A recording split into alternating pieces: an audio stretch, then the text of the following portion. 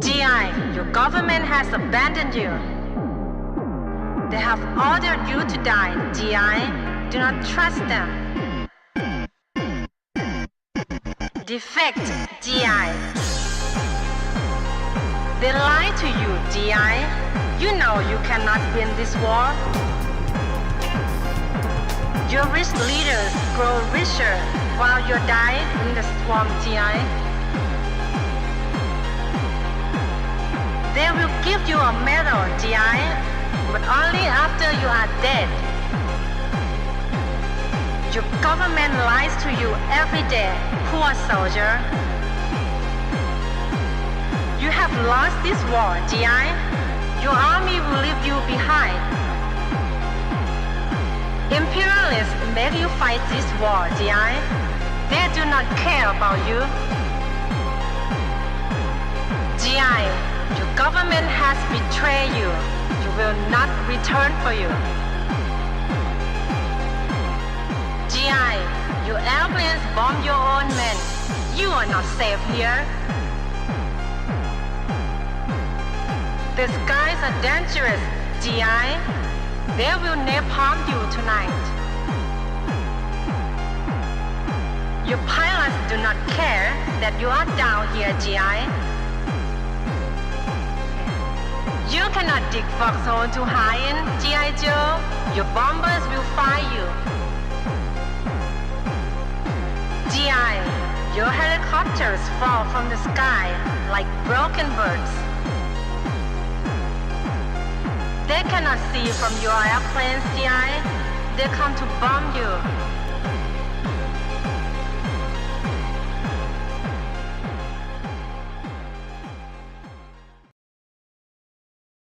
Welcome to Democracy Now! Democracy Now! Democracy Now! Peace Report. The War and Peace Report. I'm Amy Goodman. The Republican-led House of Representatives.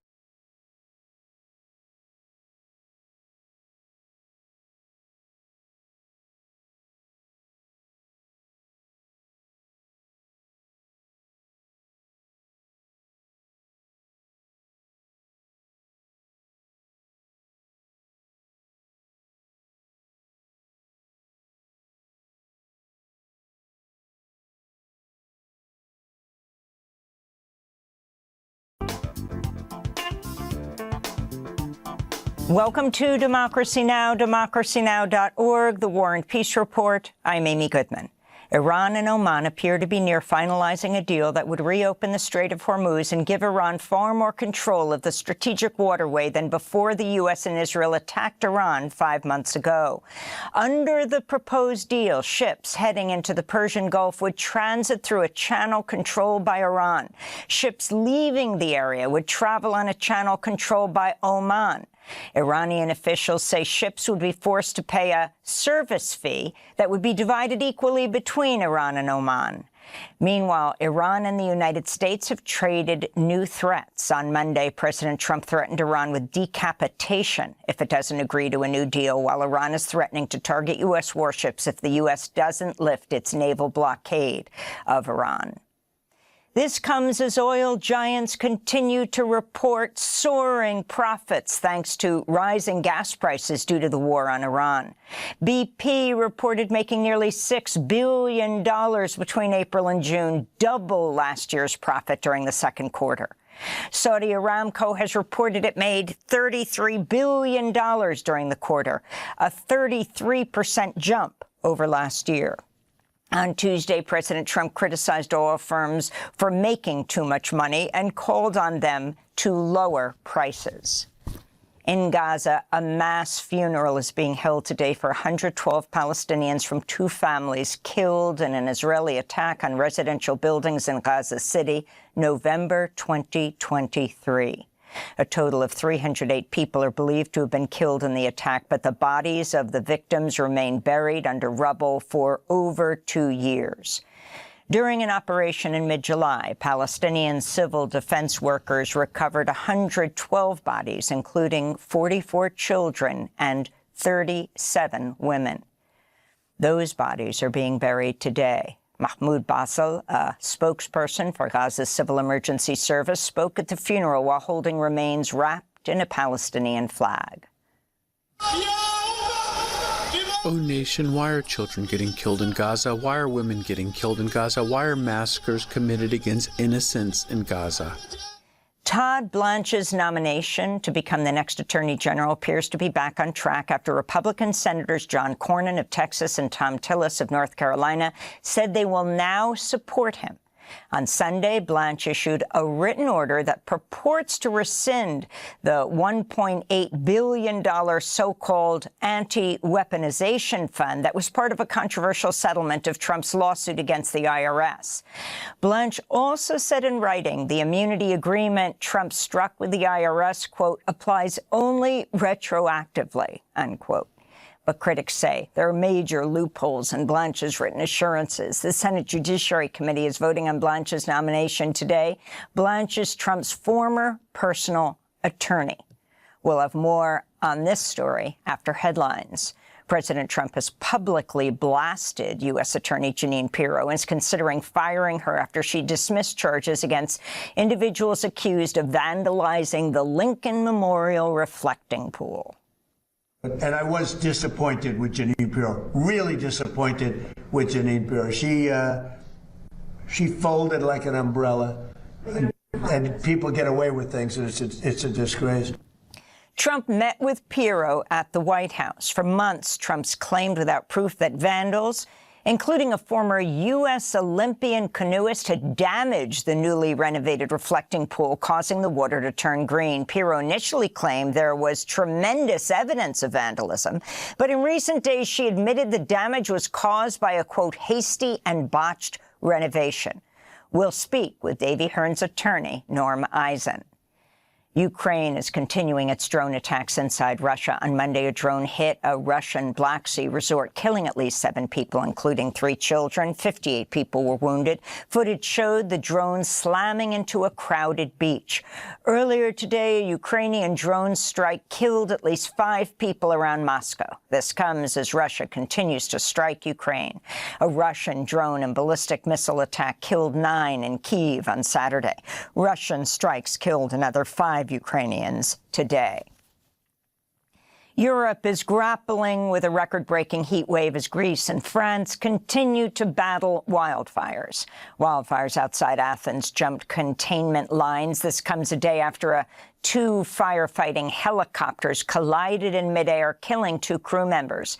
In France, firefighters in the region around Bordeaux guarded against potential flare-ups. In England and Wales suffered the driest July in nearly 200 years due to a prolonged heat wave and lack of rainfall, according to the UK's Weather Service.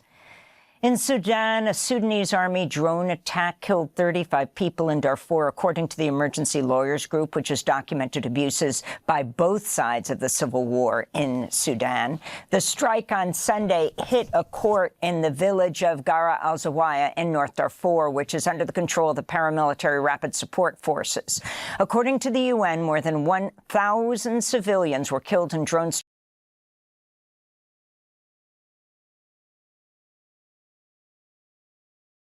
strikes in Sudan during the first 5 months of the year.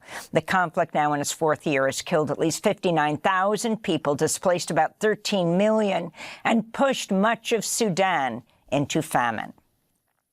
The state of Michigan's reported the first 2 deaths tied to the nationwide cyclosporiasis outbreak. More than 11,000 cases of the illness have been detected in the state, and 193 people have been hospitalized since May. According to the CDC, cases have been found in 45 U.S. states. The outbreak comes a year after the Trump administration ended the Food and Drug Administration's mandatory tracking for Cyclospora and 5 other pathogens. This is Dr. Rabia de la Tour, a gastroenterologist at the NYU Grossman School of Medicine.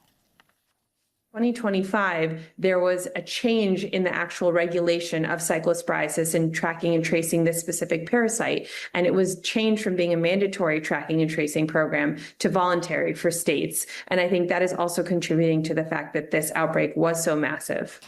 It's Election Day in Michigan.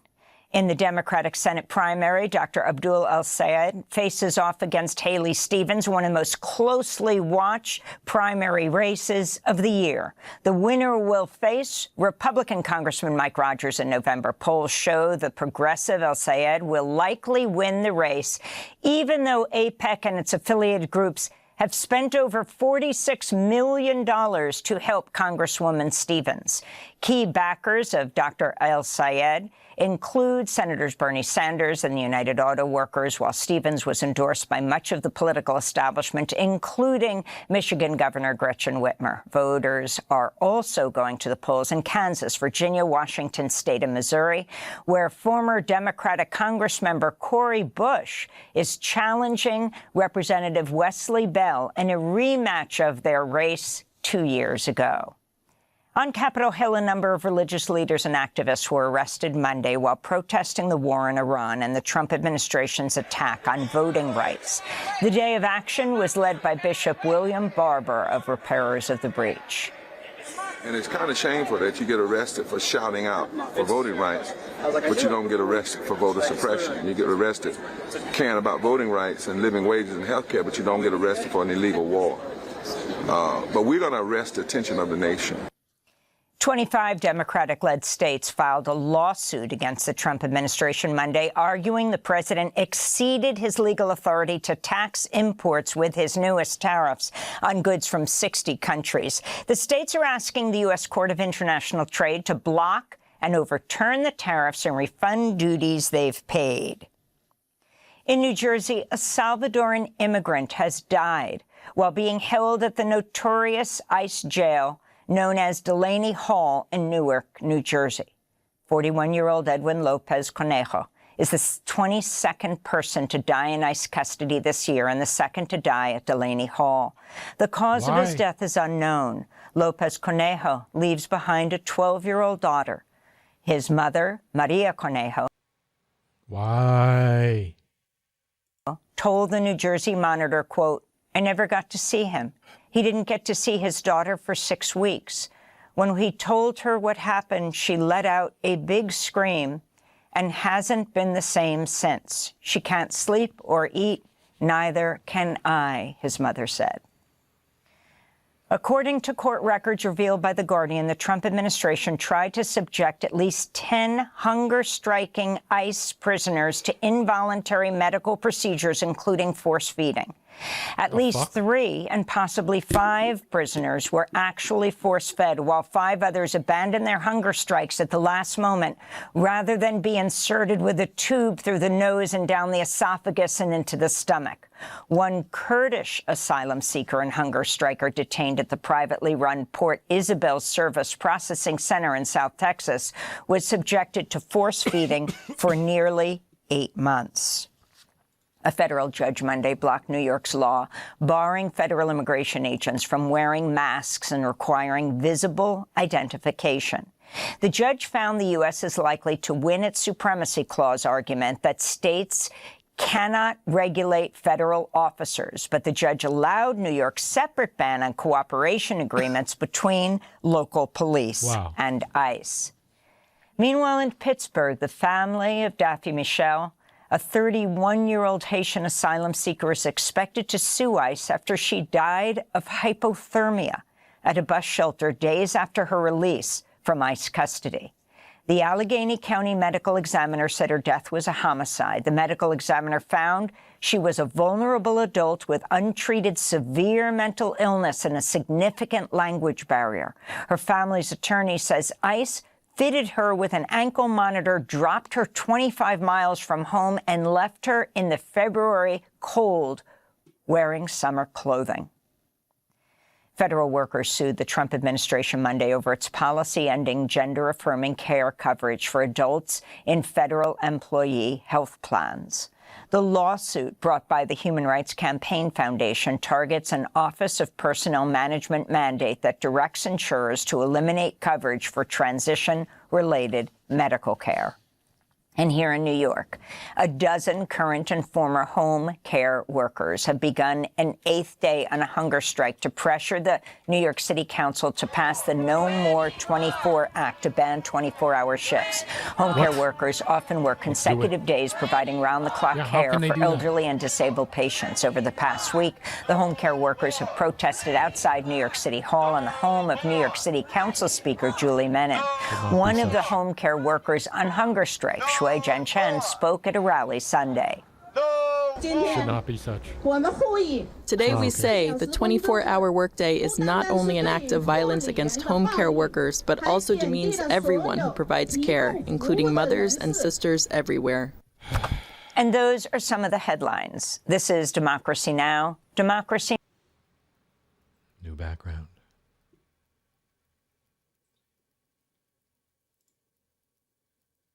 Nobody has ever done this in Africa. Clearly, you're seeing something here. Right, we got news.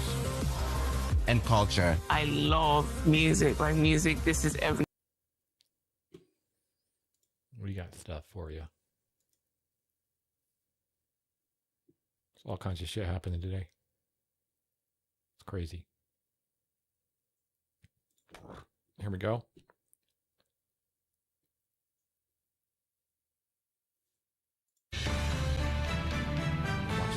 Well, tonight at 6, voting well underway in 5 states, including Michigan, home up with one of the most consequential primaries anywhere in the entire nation. The race to fill outgoing Senator Gary Peters' seat could help decide the balance of power in Washington. Then, of course, we have the race to be governor, a slate of House contests, and a number of key local issues all on the ballot tonight. We've already got some numbers early in the Secretary of State's office telling us that before the polls opened this morning, it already received some 1.3 million early or absentee ballots statewide. We do have crews embedded in all of the major campaigns tonight, spread all across the state to get us the latest information just as soon as it develops. And we start with the governor's race on the Democratic side. Remington Hernandez is with the Benson campaign, and Courtney Bennett is in mid-Michigan at the Swanson Watch Party. Jocelyn has been in charge of Michigan's elections and motor vehicles for 8 years now, and she goes in tonight the favorite to hold the mantle for the Democratic Party for the governor's race. Benson is a lawyer by trade with a focus on civil rights and voting. She joined Wayne State University's faculty in 2005 and was appointed dean of the law school in 2012. 2 years earlier, in 2010, she first ran for office in Michigan in an unsuccessful bid for Secretary of State. In 2016, she served as CEO of a nonprofit to fight inequality in sports. Then in 2018, she ran again for Secretary of State, this time successfully. During her 2 terms, she's been outspoken on voting and elections, especially in the wake of the 2020 election when President Donald Trump challenged the results. She recently championed the Michigan Voting Rights Act, seeking to protect voters. It's time for us to lock arms, pass a Voting Rights Act for the state of Michigan, because history shows that when we stand together and refuse to stop fighting, we can win the fight against racial injustice. Benson launched her gubernatorial campaign last year with a message of lowering costs, maintaining she's the only one with real plans to lower health care, housing, and energy costs, improve public education, and make government work better. Together, we are going to make Michigan the best place in the nation to be a kid, raise a family, and call home.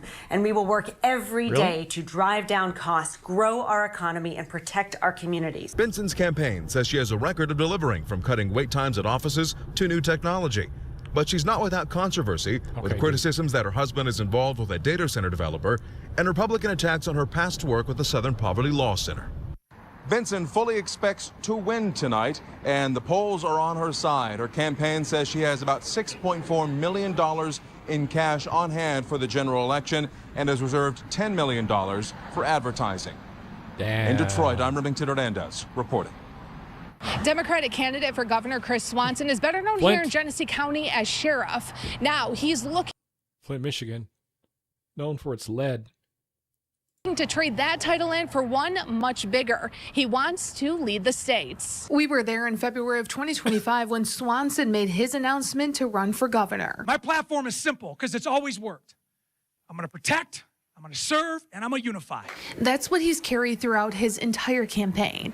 He visited our studios in October, where he told Mid-Michigan Now anchor Mike Woolfolk that as he's made his way throughout the state, the issues are all the same. People just want to be taken care of, safe schools, the economy, and more importantly, how do we bring people together? Swanson says he's running as a working class candidate. At a recent campaign stop, Swanson tells us that as sheriff, it was his goal to make life better, and that's what he plans to do if elected as governor. They're going to get a leader who leads all people, not divisive, but also is going to get things done. I'm not going to make decisions based on re-election or who's giving me the most money. We're going to do it right and let those results speak.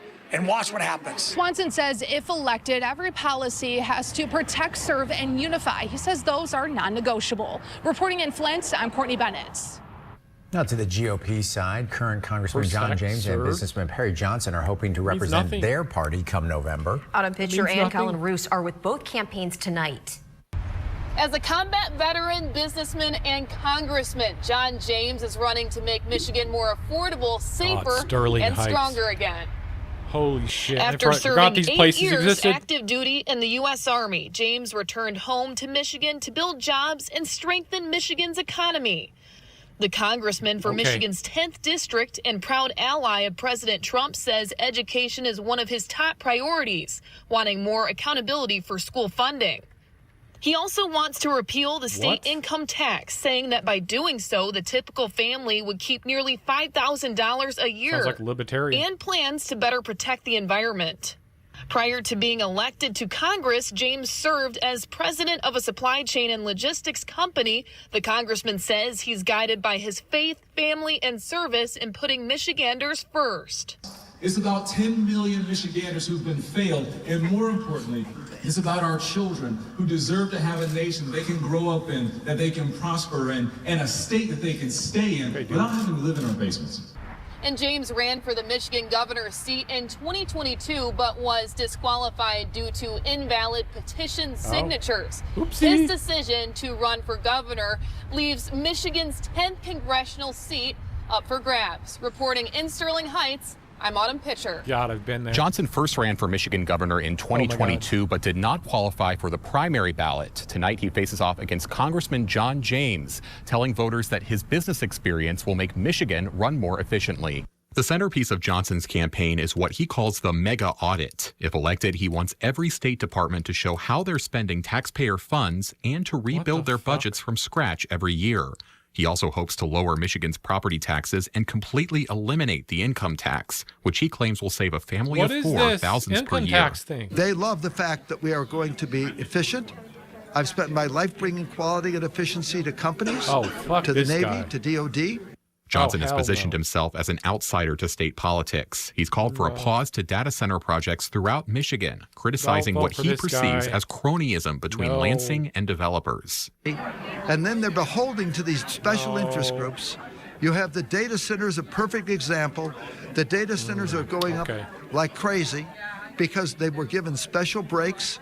Johnson shares a similar stance with his opponent on education. Both feel that parents should have more say in what their kids learn and want to hold schools more accountable for student achievement. In Troy, I'm Colin Roos. It could help decide the balance of power in the U.S. Senate, the up-for-grabs seat for retiring Senator Gary Peters. Yeah, on the Democratic side, Abdul El-Sayed and Haley Stevens facing off to decide who will face Republican Mike Rogers in November. Our team coverage continues with Tyler Brummett and Princess Janae Steverson.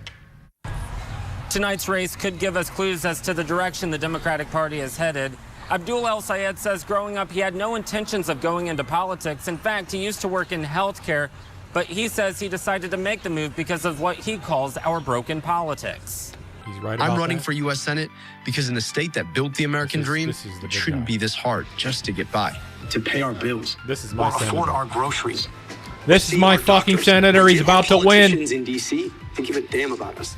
Abdul El-Sayed ran for governor in 2018 and was the director of the Wayne County Department of Health, Human, and Veteran Services. During his Senate campaign, he's received some high-profile endorsements, including Senator Bernie Sanders, Senator Elizabeth Warren, Congresswoman Alexandria Ocasio-Cortez, and the UAW. El-Sayed's viewpoints are more progressive. His website says he supports changing the Supreme Court's makeup and getting corporate money out of politics. He also wants to abolish ICE. ICE is about weaponizing the idea of immigration against the Constitution itself. ICE cannot be reformed. ICE cannot be retrained. ICE has to be abolished. And as we've told you, all eyes, not just here in Michigan, but across the country, are on this race. I'll be here in Detroit bringing you the very latest all night, both on air and online. For now, in Detroit, I'm Tyler Brummett. Back to you. Right. But the first thing I want to tell you is that Haley Stevens is no stranger to politics in Michigan. She actually served on Congress representing parts of Oakland County. And now she's hoping to take that experience as she has been actively campaigning for a seat on the U.S. Senate. I want universal health care. I want everyone to have access to affordable quality health care. Stevens first gained national attention through her work during the Obama administration, helping oversee the federal response to the auto industry crisis before later winning a seat in Congress. During her time in Washington, Stevens has focused on issues including manufacturing, technology, workforce development, and strengthening Michigan's economy. On the campaign trail, she has highlighted protecting access to abortion, investing in American manufacturing, lowering costs for working families, and defending democratic institutions as key priorities. This race has been about standing up for Michigan in a tough and uncertain moment with all the chaos and abuses of power that the Trump administration has brought down, the rising costs that have really hit working families and small businesses. As voters prepare to make their choice in the August 4th primary election, Stevens is asking Michigan voters to look at her record in Congress and her vision for the state's future. The winner of the primary will move on to the general election in November. That's where Michiganders will decide who will represent the state in the U.S. Senate alongside U.S. Senator Alyssa Slotkin. Reporting in Detroit, I'm Princess Janae Steverson. Well, T-minus 2 hours and counting until the polls close at 8 p.m. Up North Live News will be covering all the races, both statewide and local. We will have team coverage this evening and be posting the latest results on upnorthlive.com as they come into our content center. As we reported, more than 1 million absentee ballots already cast up to this point in Michigan, but the polls still wide open right now and thousands choosing to cast that ballot in person. Our Caitlin Devitt is live in Traverse City with what turnout has looked like so far. Hi, Caitlin. Melissa, here at the Governmental Center, they have seen a steady flow of voters coming in and out all through the day today. I spoke to people from both the city and the county clerk's office who all said that this year has looked a lot busier than past primary elections. Across the state in Michigan, we've already seen the number of absentee ballots returned surpass the total number of votes that were cast in the last primary back in 2022. In Grand Traverse County, around 70% of absentee ballots have already been submitted. And County Clerk Samuel Gudman is expecting that number to keep rising. Right-wing stronghold. One of the reasons for that, we have the permanent absentee ballot list now, so voters have that ballot right in front of them. You get a permanent ballot in the mail every election, so they get kind of used to that. So our absentee balloting will be pretty high. Now, voting won't end until 8 p.m. tonight, and at 9, the county clerk is expected to receive the ballots and begin counting. Now, he says results should be expected to be finished counting around midnight tonight, before midnight tonight. 9 p.m. right and you now. can find those on the Grand Traverse County website. Live in Traverse City, Caitlin Devitt, Up North Live News. All right, thanks for that update, Caitlin. Again, the polls close tonight at 8 p.m. Okay, chat. Sorry. That's crazy. All right, welcome to the show, y'all. Hope everybody out there is having a great day. It is election day, y'all. It is election day. If you're in Michigan, go out and vote for Abdul. There's actually a number of left-wing candidates that are running, and support all of them. Go vote for all of them. And I believe next week is Wisconsin, which means Francesca Hong. On the 11th, I think it's the 11th is Wisconsin. But yes. Exciting day, man. Big day, man. And, we'll see what happens, but I got a little bit of nice, expensive champagne that I bought. I got a nice-ass cigar, a nice, expensive cigar that I bought. And it might be one of those times tonight, y'all. I'll be watching as closely as I can, and I'll probably do a video or two. I guess we'll see. But a lot of stuff to get to today. So in a little bit, Kamala Harris has broken her silence.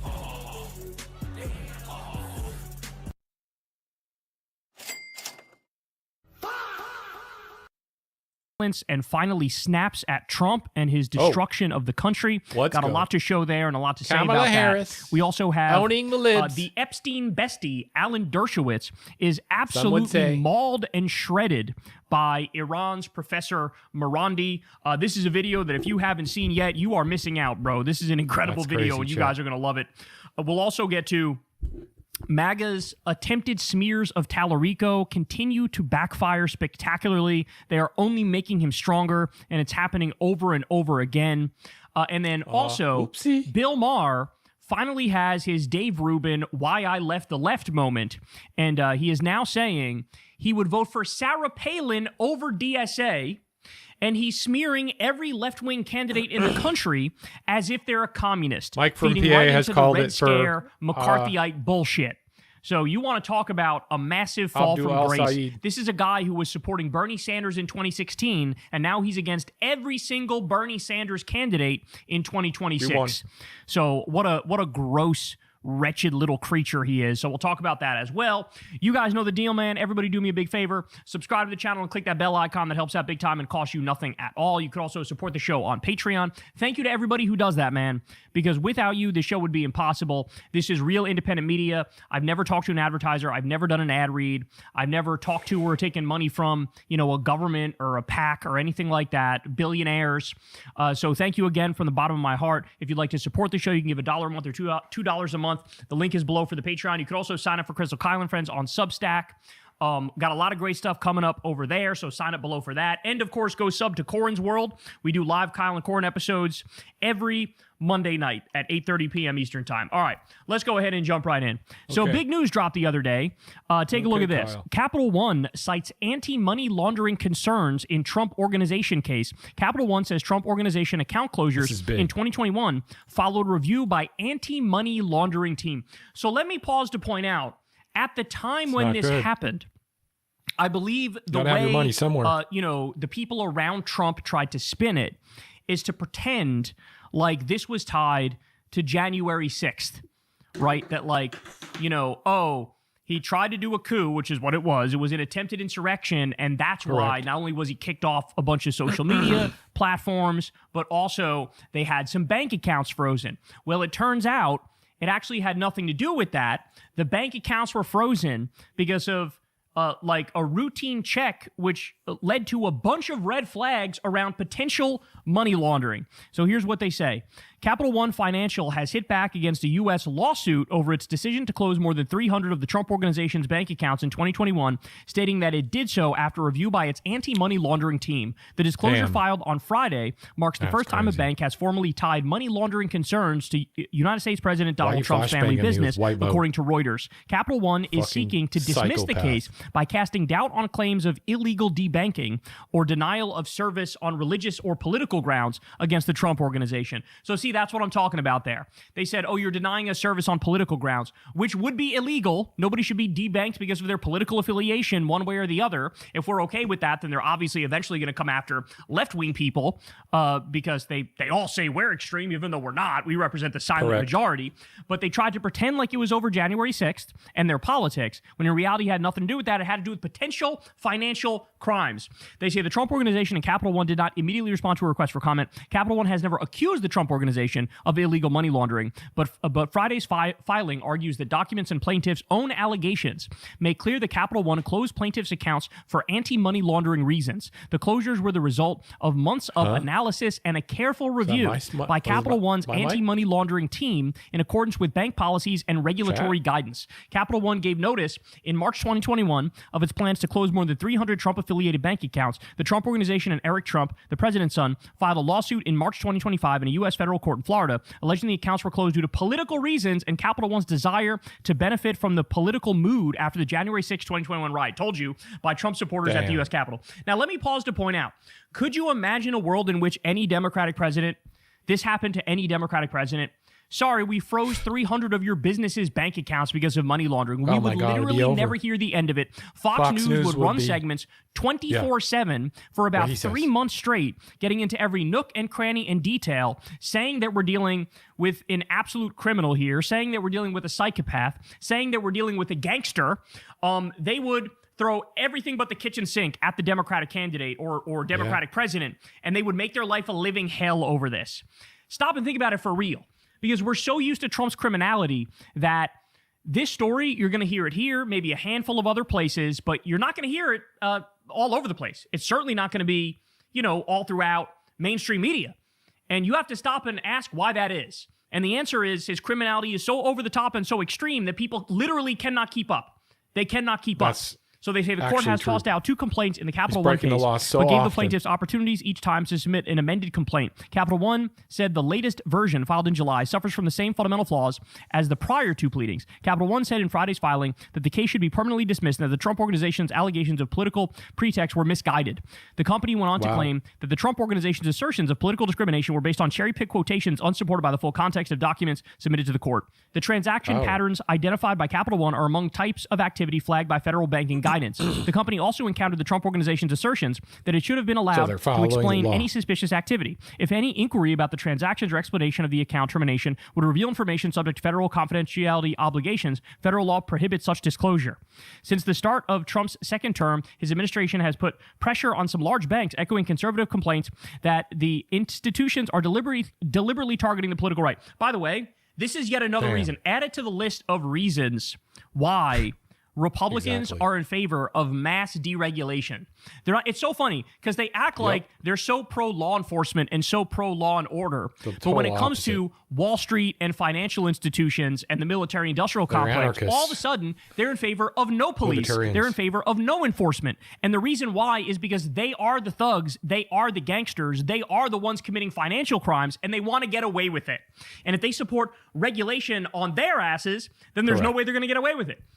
And so, yet again, another reason why the right is obsessed with deregulation, because they want to get away with their fucking financial crimes that they do all the time. Now, while we're talking about money laundering allegations against the president of the United States, I need you to remember the person who taught Trump everything he knows is a guy by the name of Roy Cohn, who was a literal mob lawyer. And this guy was the gangster's gangster.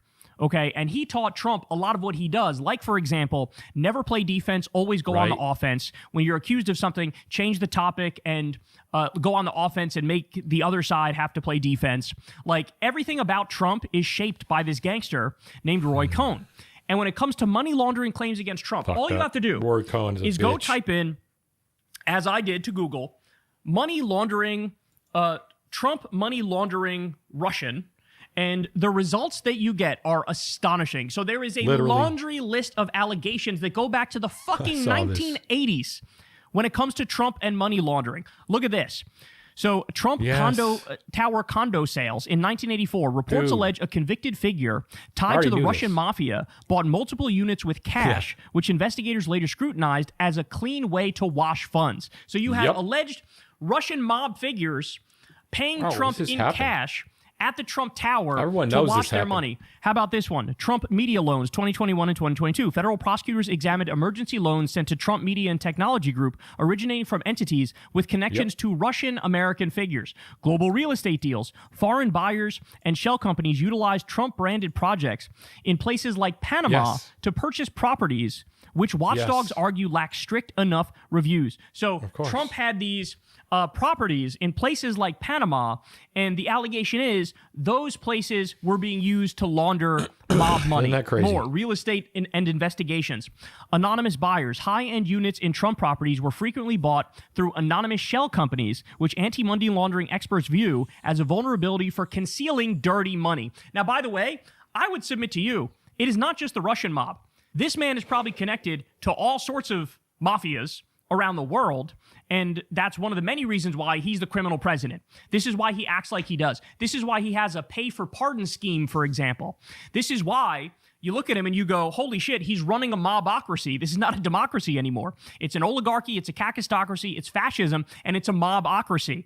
He's the chief mob boss in the world, and like I said, he got taught everything he knows from a literal mob gangster, and it's all showing. Okay, bank scrutiny. Major financial institutions like Deutsche Bank historically reviewed certain transactions tied to Trump's network. Though direct proof of illicit intent or systemic wrongdoing in these specific loans was heavily debated or unproven. And then, of course, they've denied it every single step of the way. But this is one of those moments where, like, I don't know, dog. I don't know what to tell you. Where there's smoke, there's fire. And when you think of all the ways in which Trump has been uniquely corrupt in this second term, and then stop and think, does he really have the moral core to turn around in the 1980s and 1990s? At the same time, by the way, he was gallivanting around with Jeffrey Epstein, the world's most notorious pedophile, and being accused by people like Katie. Guess what, Chris? Guess what? 50 grand. 50K watching. Let's go, baby. Of course. Let's shake your hand. Let's go, Hasan. I love you, man. He's like, who the hell's this kid? Take a picture.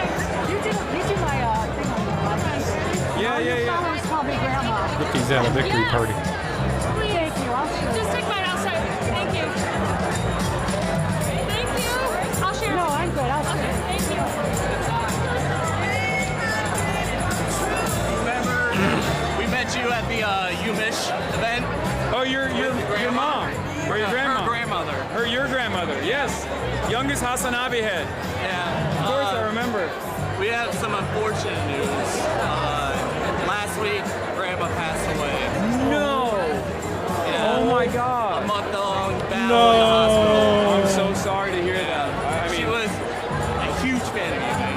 Wow, that's crazy. I'm so glad I got to meet her. Yeah, she talked about meeting you for days and days. Oh my God. I'm so sorry for your loss.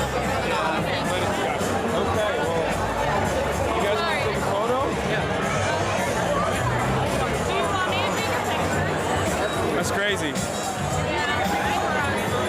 we are really happy that you got to meet you. Yeah. Really did. I'm really happy as well. I'm so glad I came.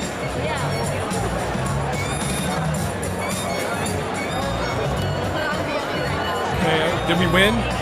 Hello? I've been watching for 10 years. We'll check in later. Johnson. Was that guy really going to say, oh, no, I am not going to engage in these black market activities. I would never do such a thing. I'm an upstanding citizen. Fucking of course not. And this guy was a failure in everything he touched business-wise. So, when he eventually got The Apprentice, that's how he actually made money, right? Because he had gone bankrupt 6 different times for 6 businesses of his. And then the other thing that was keeping him afloat, allegedly, was money laundering, was mob connections. Now, by the way, look at this. This just came out. Todd Blanche's new order rescinds the May 18th anti-weaponization fund, but quietly leaves the May 19th IRS immunity settlement intact. Instead of rescinding it, the accompanying memo reaffirms the DOJ's interpretation, arguing the immunity applies only retroactively and only to the parties involved.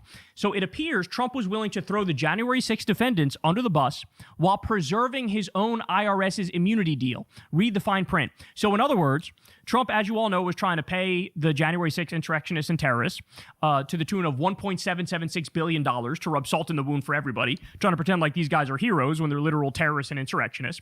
He's also going to try to pay his cronies. It was all a scheme where, he sued his own government. And then his government went, oh, no, we won't pay you that much, but I guess we'll pay you $1.776 billion, right? And then as part of this deal, remember, he made it so him and his family can never get audited. Him and his family basically have a green light to commit whatever tax crimes they want from now until the end of time. Not you and me, though. He quietly dropped the part to pay off the January 6 insurrectionists. By the way, he didn't really. He's going to try to bring it back in a different way that gives him less scrutiny and less transparency. So that's bullshit. But he theoretically did that. Wow. But at the same time, he's still making it so that he can never get audited by the IRS. Still giving him and his family a green light to commit whatever fucking tax crimes they want to commit. Insanity. And this is happening right in front of everybody's face. I told you, when they turned around and said, oh yeah, no, we're throwing this out because it's so criminal. I told you, he's definitely going to resurrect it. He's definitely going to find a way to do this in a way where there's less scrutiny, where he feels like he can get away with it. But this was just a little too obvious a scheme that for whatever reason, this particular corruption scheme took off in a way that others didn't as much, right? Like, for example, when he robbed $10 billion U.S. taxpayer dollars for his Board of Peace, which is just a bullshit scam where he's controlling a fund of $10 billion as a slush fund. But I also have this for you. So Ben Norton says, the level of blatant corruption is breathtaking. Trump has officially launched a service offering Wall Street firms early access to his social media posts on his website for a fee of $100,000 per month. In the press release for the service it calls Truth API, Trump Media and Technology Group boasted of providing financial firms with market-moving truths. The White House is literally charging rich investors more than $1 million per year so they can get even richer through government-sponsored insider trading. The fish rots from the head down. Ben Norton is 100% gotta have right all when of he it, says don't here, they? Bitches are going government-sponsored down. Insider trading. That's exactly what this is. We're winning And you tonight. can see the headline here from We're coming for your Investopedia. money. Trump's Truth Social offers deep-pocketed traders exclusive We're coming early for your access money. to market-moving posts. It is just, I mean, Communists again, are coming for your money. It literally You should be scared. is the type of corruption that you have to do a double take because you say, look, there's got to be something like, I'm misreading this, right? Something's got to be wrong with my interpretation of this, because if this is what it appears to be, this is like a don't pass go, get your ass straight in motherfucking prison. This is like, holy shit, you have previous corrupt presidents are rolling over in their graves right now looking at what this president is getting away with. Because, I mean, it's insult to injury. Like, it's damn, rubbing I salt wish I in would the have done wound, that. Because it's also like, I don't care enough to try to hide it anymore, right? In the same way they did millions of dollars in insider trading when it came to the Iran war, actually billions. Iran says Trump and his cronies made $9 billion off insider trading around the war. They did insider trading around the trade war and the tariffs, right? You had the fucking crypto shit coins, the meme coins that Trump robbed his own supporters and crypto shit coins, the meme coins that Trump robbed his own supporters and crypto shit coins, the meme coins that Trump robbed his own supporters and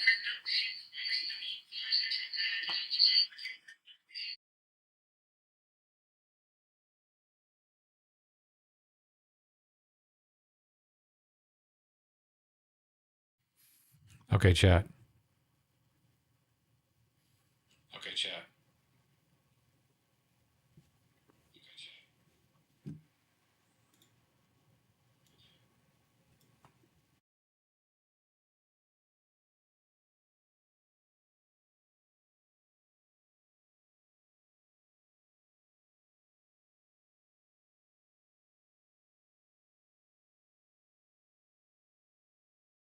Melania also robbed the MAGA supporters.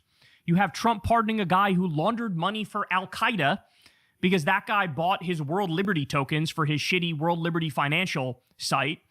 Okay, you also have Eric and Don Jr. creating a Bitcoin mining operation and a literal pay-to-play corruption club called the Executive Branch Club, where you pay $500,000 to get special perks. Yeah, what the fuck is that, bro? Trump projects in Dubai, the golf course in Qatar, the $400 million plane from Qatar. You have Trump's shitty kids being part of a company called Vulcan Earth or Vulcan Elements, and they just robbed the U.S. government $620 million taxpayer dollars in order to give it to Don Jr. so he can profit off that shit. Okay, from the Office of Strategic Capital. That's where they took the money What about from. Barron Trump? You have, I mean, shit, do I need to continue? $2 billion to Jared Kushner from Saudi Arabia. And obviously he's doing favors for them, like leaking them classified information. You have Trump making $3.4 billion off the presidency, $1.8 billion this term alone. I mean, they are spitting in our face at this point. That's what they're doing. And what else would you expect from a family and from a man that did tax fraud and insurance fraud and business fraud, and he was found civilly liable for that? What would you expect from a guy who stiffed his workers for his hotels and his casinos? God forbid you were a plumber or an electrician that worked on a Trump property. He tried to stiff your ass. And there's so many that have come out and said that. And they were warning people about this in motherfucking 2015, 2016. His university was a fraud. His charity was a fraud. The Trump family cannot operate a charity in New York State. Why? Because they literally stole from a children's cancer charity. And this guy was made president of the United States twice. I think a judge, like, you have got to be kidding me. And this is what we're dealing with, bro. This is what we're dealing with. So, the criminality is just completely and utterly out of control. And that's to say nothing of the war crimes. That's a whole nother type of criminality, genocidal criminality that, absolutely shocks the conscience. And then finally, remember how we talked the other week about how Trump greenlit the increased use of glyphosate. Now, glyphosate should just be banned. In many places, it is banned. In many European places, it's banned, for example, because there's evidence to indicate glyphosate causes cancer. Of course. Right? It's a pesticide that causes cancer, or an herbicide, I don't know which one, but it causes cancer, right? And RFK Jr. in the past, he fucking crusaded against this thing. It's one of the rare issues where RFK Jr. was actually correct, okay?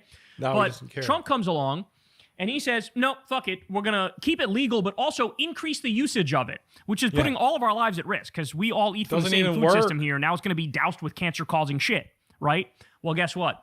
You want to talk about criminality? So Trump in the White House casually just shouts out the company that makes fucking glyphosate. Look at this. We've seen him do this before with Dell Computers, with Micron, with other companies. Oh, he's doing it because he just bought a bunch of stock in the company, wants the stock to increase. This will make the stock increase. So he's going to profit millions of dollars from doing this, from pushing this cancer-causing horse shit. Listen to this. It's about 700 acres of parks. They're all going to have brand new, the best grass you can get. Scott's. You know Scott's? Scott's Miracle Grow. They're doing it. They do great grass. What can I tell you? I got to give them a plug because they did the White House for free. Sir, a friend of mine, a guy that he's terrific. We'd like to give you new grass at the White House. I said, I'll take it. How much? He said, free. I'll take it. This was the deal. We'll do his grass for free. He'll shout us out. He'll also invest in the company, make a shitload of money on the back end, and it's all the company. Bro. Scott's Miracle Grow distributes Roundup, a product that failed to disclose cancer risks with the main chemical glyphosate. Trump also recently signed an executive order to boost domestic production of glyphosate.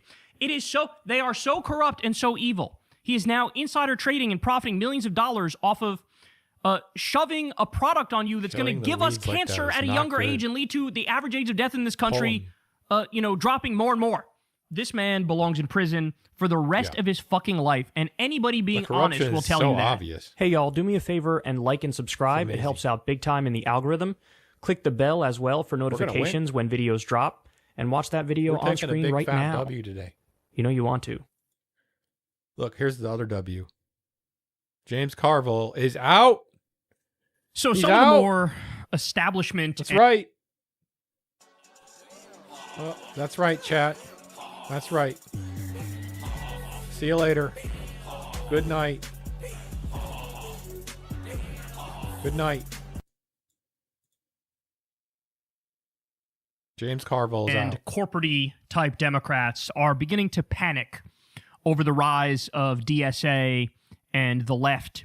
Now there's been a number of ascendant left-wing candidates who ended up winning, not only like Zoran in New York, but you also have like Malat Kiros in Colorado.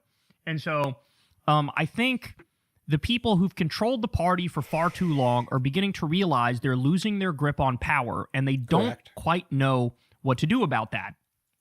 Well, here's one thing you definitely shouldn't do about that is morph into a version of John Fetterman and go to the home court of the enemy, Fox News, where they super serve MAGA and the Republican Party. It is state regime media, and then go feed them the exact talking points that they want you to feed them. So you are now acting as a complete and utter sellout and, giving the other side exactly what they want because of an internal issue you have with other people in the Democratic tent. So much for the big tent, huh? So James Carville goes on Fox News, and he wants everybody to know it's either him or James Hassan Carville. Piker. I'm You 81 can't have years both. I'm old. not What kidding I about say this. matters. Listen to him throw a I tantrum yell. and basically leave the And Democratic sound Party. Here we go. So where should Democrats draw the line on this stuff? Whatever Scott Galloway says, I'll believe it. I think that he's one of the smartest, most cogent, brilliant analysts there is. And I'm not sure what to understand what Madonna is doing, but to talk about the larger Democratic Party post the election in Michigan going forward, I am not going to be in the same party with Hassan Piker. I can tell you that right now. If he becomes a force in the Democratic Party, I'm out of here. Well, I hate to tell you, he already is. He's already campaigning for a shitload of candidates, and I think most of them have ended up winning. If this guy becomes a force in Democratic politics, I'm not going to be with the party anymore. Well, is this your way of saying you've already left the party? Because if you haven't, you might as well get on that because it's done, bro.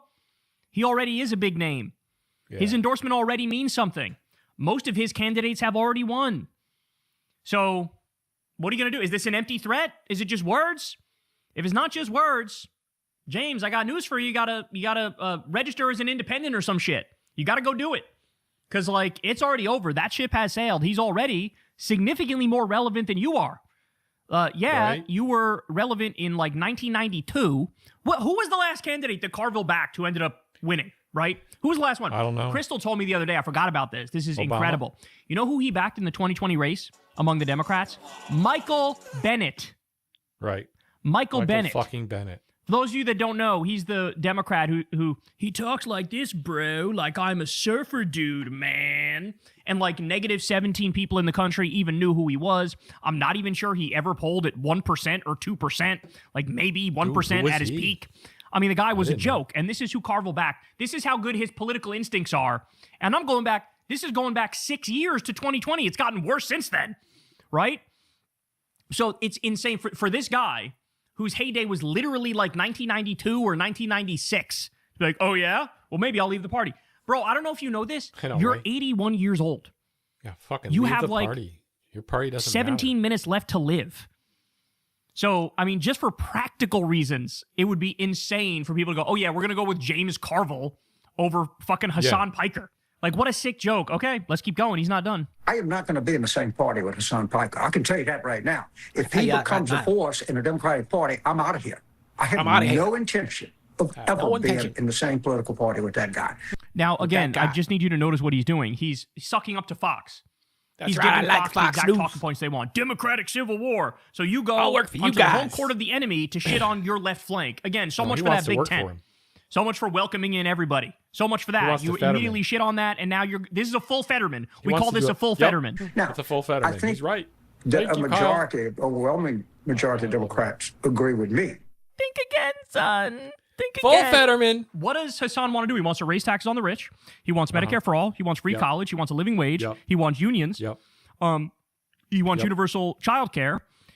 He wants to end the wars. He wants to stop funding Israel and stop giving them weapons. Literally, like, the majority of the things Hassan believes in are popular ideas. And Hassan just represents the Democratic voting base more than you do. This idea that we're going to seize the means of production and oh my days. Oh no. Seize literally the means their of only production? move is to argue against a straw lefty. That's their only move, is to argue against a straw lefty. Just like the other thing they do is they go to the DSA platform and they pick the least popular parts of it. And then they pretend like every DSA candidate put that issue front and center, whether it be defund the police or no militarized border or whatever the fuck. They handpick the least popular things in there, then they pretend like this is all DSA talks about. When the fact of the matter is, they are doing the Republicans' dirty work for them. Literally. Because this is what Republicans say. They're parroting right-wing talking points. Because the fact of the matter is, what are all the DSA candidates and left-wing candidates actually running on? They're running on Medicare for all. They're running on higher wages. They're running on ending the illegal war against Iran. They're running on no longer giving an endless supply of money and weapons to the fascist, terrorist, apartheid rape state known as Israel. And that's why they're fucking winning. Understand. Okay? That's why they're winning. Happening. So it's just astonishing to me. Like, to just morph this much into a Republican is just so gross. Agree with me. But this idea that we're going to seize the means of production and this... Just go look at the DSA platform. You don't have to look any. I literally just told you he was going to do that. I told you. They go to. By the way, they ignore the like 80 to 90% of policy proposals in the DSA platform that poll at over 50%, and they just hone in on the handful that don't, and they pretend like that's all DSA is about. Further than that.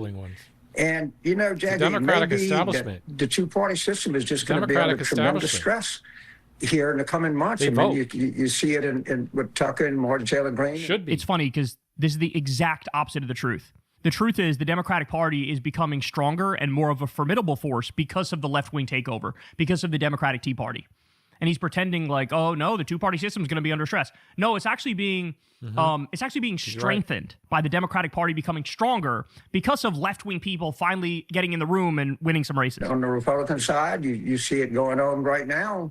And I can't sit here and tell you for certainty how this is going to turn out. But the one thing I can tell you for certain, Hassan Piker and James Carville are not going to be in the same political party. One of us is going to leave. It Get the fuck on then. Go to the fucking Republican Party like y'all.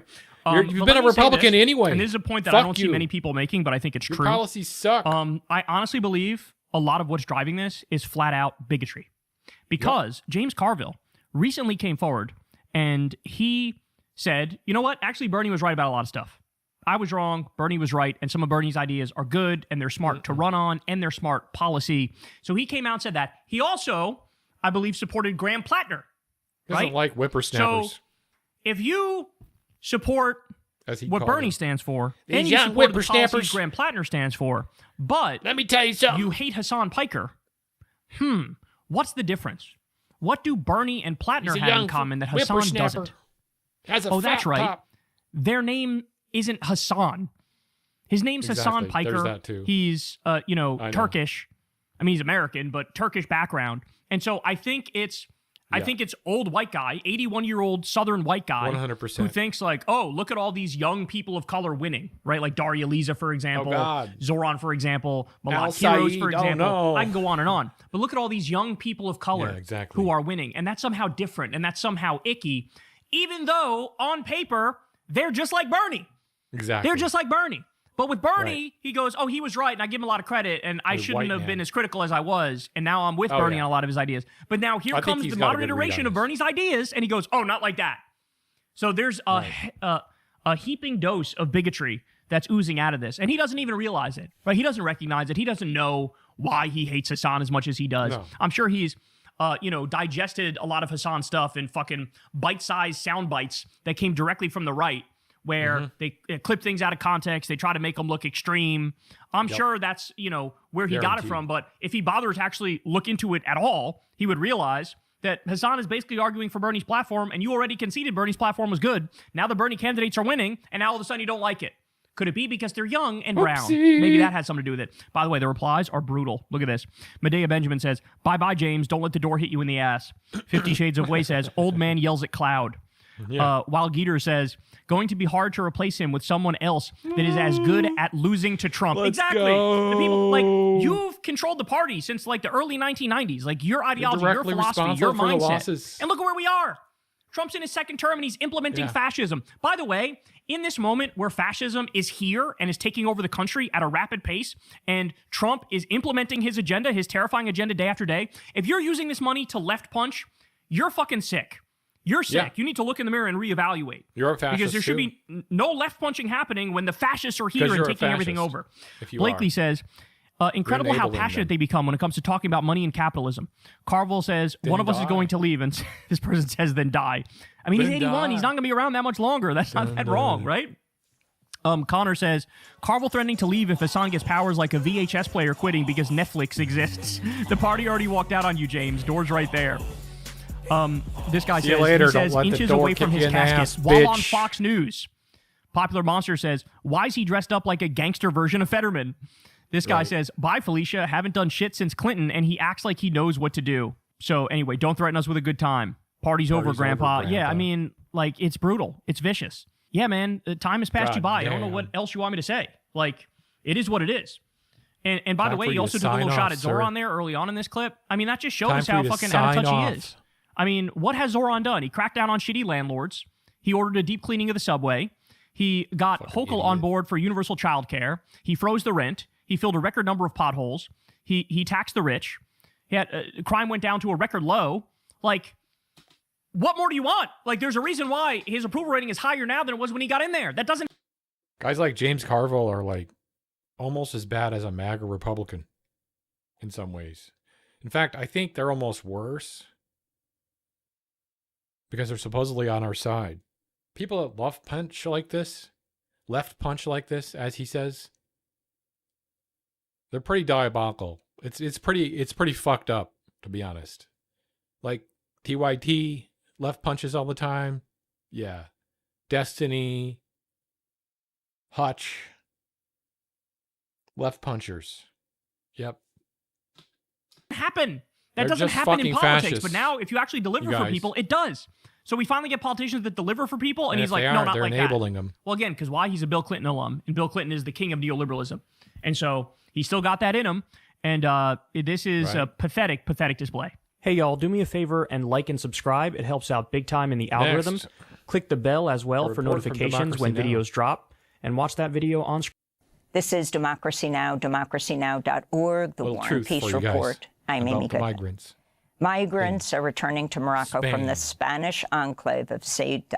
after a deadly border rush killed as many as 86 people, according to local government officials. Some victims drowned, others crushed while trying to climb the breakwater that holds the border fence. About 60,000 people crossed from Morocco since Thursday. Authorities say most have now returned voluntarily. The Spanish enclave is home to 86,000 people. Many migrants reported difficulties finding food and shelter. Ceuta is located on the North African coast and shares a 5-mile border with Morocco.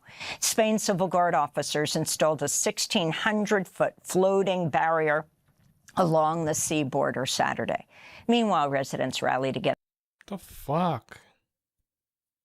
People are drowned. Against a planned far-right anti-migrant demonstration, forcing organizers to cancel it. This is 42-year-old Mujahid Ahmed of Sudan, who made the trip to Ceuta. I was in Morocco for 1 year and a half. I didn't try only for one time. But my friends, they tried maybe 30, 40 times. One day when I was watching the media, I saw that people, they are coming by thousands to the border. So I say, oh, let's try. It's better than to do, than, and you know your results, than never you try. Yeah, I'm laugh, not a Moroccan. If they should return me, they should return me to my country.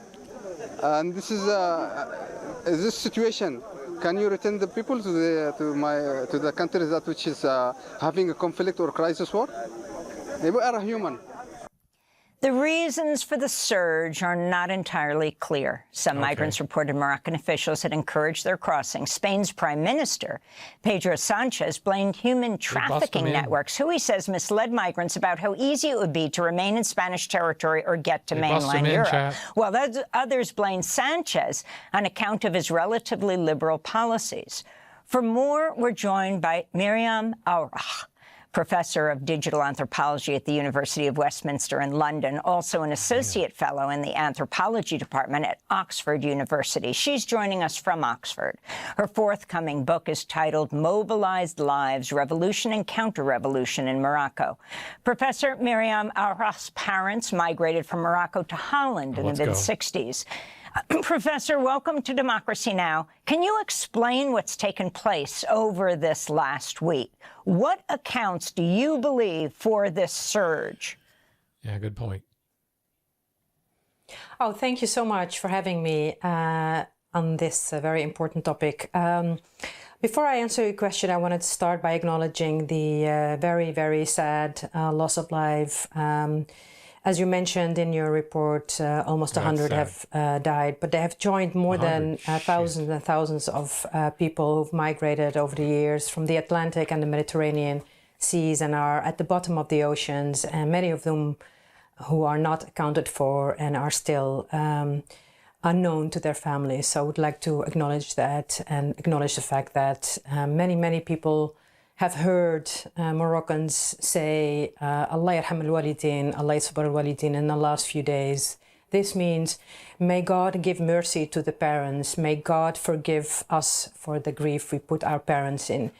This is a response to the many, many young people who have decided quite last minute, in some cases, to just try and cross into like that guy we just talked about, or saw. The reasons have been widely discussed on social media to the extent that we have heard quite wild conspiracy theories varying from Israel has paid Morocco to destabilize Spain, which could be true, to Trump has encouraged Morocco to invade Spain. These are quite problematic explanations, not only because they're not factual and not making us understand the reasons behind this surge of migration, but also because they are very orientalist and quite racist in the way it reduces ordinary people's agency in a continent that has seen migration forever and has also seen Morocco become a transit country to Europe.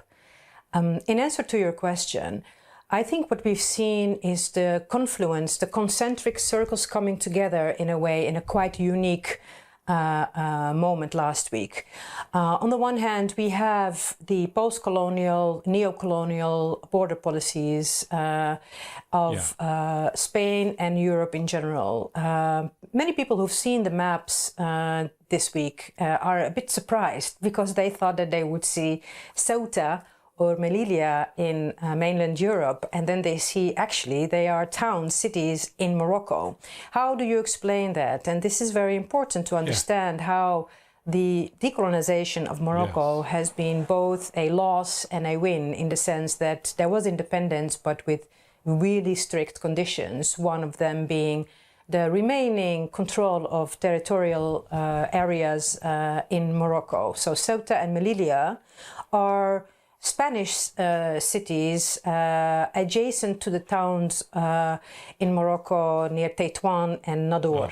These towns near cities like Tangier have become also transit cities for migrants, not only from Morocco, not only from Africa, but from the whole world.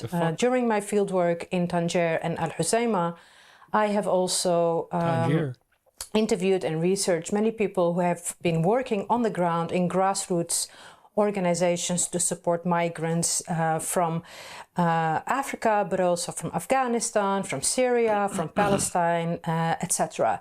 These migrants, they always try to cross multiple times, and some of those we've seen last week. This was not their first journey. But what was different last week is that we saw a few conditions coming together. On the one hand, these post-colonial realities of territorial borders that make it very ambiguous to have a border inside the continent. Another country. On the other hand, there is an extreme increase of inequality in Morocco itself. We've seen that the majority of the people who've tried to cross last week are Moroccans, and this is quite extraordinary. It is a return of the 1990s, the so-called haraga, the crossing into Europe by Moroccans that peaked in the 80s and 90s and then slowly reduced, and the numbers were slowly replaced by non-Moroccans, African migrants, refugees from all over the world. What we've seen now is a surge again in Moroccan migrants, and this has to be explained by the situation in Morocco itself. And it is very troubling to see and to hear the commentary of people, including people I highly respect, critical commentators who completely ignore the domestic dynamics and focus only on static geopolitical top-down analysis. But the matter of the fact is that repression in Morocco has increased tremendously. Last year, there was the so-called Gen Z protest across the world. We've seen that in Bangladesh, in Indonesia. We've seen it actually in the last few weeks also in India. But also Morocco has had its Gen Z protest. Young teens who are really fed up with the situation. Hundreds of them have been arrested, and only last month a group of them have been released, and they were awaited outside the prisons by their families, their mothers, their friends, young teens. We have seen repression in Morocco also with regards to critique of the normalization with Israel, the Abraham Accords, and the banning of pro-Palestine protests in Tangier only a few weeks ago, which had led to major... See, because Morocco's in cahoots with America and Israel. Don't forget. Yeah, look, Gen Z, the time is now. And they're using a fucking... Look what they're using. Let's go One Piece. Protest in response and in anger at banning these protests. And we have seen an extreme deepening of inequality. The rich, the small group of rich are getting really much richer. Morocco is a rich country. The slogan of protesters goes two oceans and phosphate, and people are still hungry. The Atlantic, Mediterranean, phosphate, minerals, the Sahara. Really, there is no lack of natural resources and agriculture and fishery. But ordinary people do not enjoy these fruits and benefits. And so this has led to growing inequality that has been deepened also by the other very important condition, namely the European Union stronghold. It's not only the fact that the European Union has its borders externalized to Morocco. So Morocco is one of its key external borders. Frontex, Fort Europe, they're all delegating the dirty work of violent repression at the borders in Morocco. But European Union also imposes the social economic policies in Morocco. The IMF, the European Union are demanding cuts in public sector spending, are demanding also subsidies to be dismantled. And this has led to even more higher levels of economic crisis. So all these conditions coming together, the border policies, the inequality, but also the kind of impetus that we have seen growing in the last few months due to Spain's decision to legalize, as they call it, thousands, hundreds of thousands of migrants in Spain, that has given a sort of empowering incentive to people to try to go to Spain, which is a very pragmatic decision of Spain, by the way, not so much purely from goodwill, but also from the fact that Spain, unlike Italy or France or other countries that are led by right-wing governments that know that they need migrants, they really need these people to stay and to work, but are actually led by right-wing rhetorics against migrants. In Spain, there's a social democratic government that kind of is pragmatic and understands we need them and they're here, we will legalize them. This has incentivized people to think, okay, it's safe to go to Spain. Now, there is another condition that is we just have a minute left. A lot of people wondering, and we are still finding out the exact facts, and that is that there has been a temporary moment. It's really hard to understand what he means sometimes, because he talks abstractly. In Morocco last week, where the border controls have been reduced, there might be a geopolitical reasoning in the background that all borders, cities and all countries which have important ports and borders use from time to time as leverage, namely to reduce security at borders in order to leverage another demand. So it could be that this has happened in the background at the same time as the inequality, the border policies of Europe, the incentives to go to Spain has happened. Winning today. Money talks. These conditions coming together. So not each of them explaining it on its own, but these conditions coming together has led to what we have seen in the past week. And we know from witnesses and we know from anecdotal stories that people have been told that it was okay to cross for now by border police and through viral news that were spread on Facebook and social media. And that has led to people trying to get that small window of opportunity to cross the border. But that was reversed in no time. And the border police that might have said it's okay to cross, we're going to close our eyes for 5 minutes, have returned with a vengeance and violence and beat those people back from where they came from. Mariam Al-Rach, I want to thank you. I want to thank you so much for being with us, Professor of Digital Anthropology at the University of West. Literally beat him back. Great.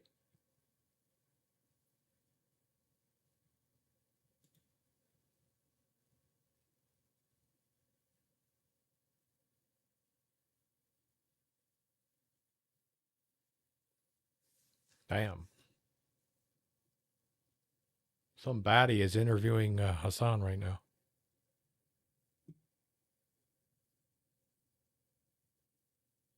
Okay, here we go with the dribble. All right, Democrat primaries in the Midwest this month are set to be a major test for the far left and socialists of America. They're riding high off big wins in New York and Colorado earlier this year, and we will learn how well they're...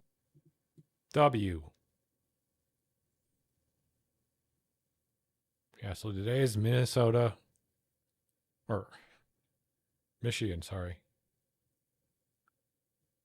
Wow.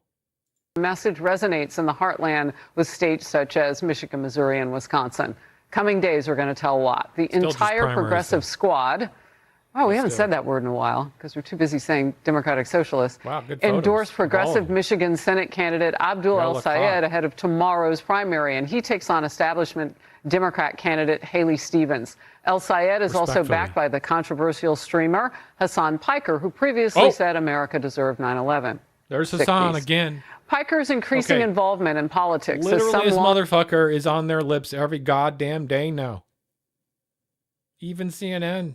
What is happening, folks? Dude, I knew it. It's breaking through. Long-time Democrats speaking out about the party's future. I am not going to be in the same party with Hassan Piker. I can tell you that right now. If he becomes he's not on the. Just break for a moment. He's not on the tufted bedpost anymore. Okay, so that's Emily. You want to know why he's wearing tufted sunglasses? Yeah, it reminds me of our beloved podcast. The future's so bright when you got to wear shades. Hey, I mean, Carville is carving it out. All right, so he would not be the first to go. Former Democrat Senator Joe Manchin says far-left extremism helped drive him out of the party. Fuck you, Manchin. You've always been a Republican. Did you ever support a self-described socialist candidate? No. No way. My God, no. Out of here, Have you seen their platform? They're for dismantling everything that we know, whether it be the structure of government, Congress itself, or the Senate they want to get rid of. And then they start talking about all the crazy things. No police, no this, no this, no that. Are you crazy? We want a crime-free area. We have to have police for that. Yeah. We want a strong defense. We want a strong border. But if Democrats can't say that, and they start lining up with the socialist demands of what you are to be a socialist, energy will be gone.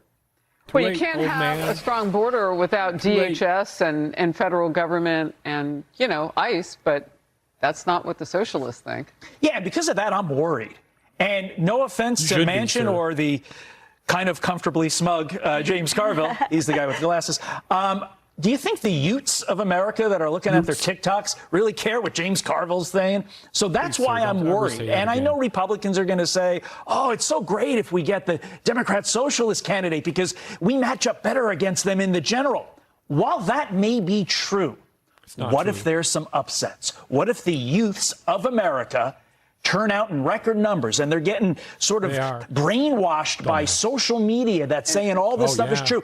James Carville isn't really topping the algorithm for the kids. Oh, no, he ain't. You're right. Why is this guy pointing out the obvious to me? You're scared? Why? You don't want to run against a fucking socialist. That's why. They want to run against a normal Democrat because they know that an AIPAC Democrat will lose. So that's Fox News' angle, guys. If that happens and you get some socialists winning races that you weren't expecting, the cancer is in the bloodstream. Now you're going to be like, yap, yap, yap with your dad. It's all good. Yap, yap. Yeah, I agree with you, Dad. Because,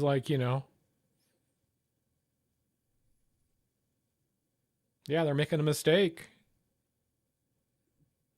The Democrats need to, you're a lib Democrat and you're just agreeing with your dad because he's a MAGA. There you can see eye to eye, right? Losing strategy for both you guys. Both the Republicans and the liberal Democrats are seriously underestimating the amount of fucking losing they're about to get. I never thought I'd be saying this. But I do feel like this is about to be a tsunami. And look at Cuba, North Korea, Russia, China. Socialism / communism, pretty tough to get out of the bloodstream. Lisa. Yeah, I think the Michigan Senate primary is the one to watch because so far in these primaries, they've been in really deep blue districts. So it's not really indicative that much of the party. Whoa.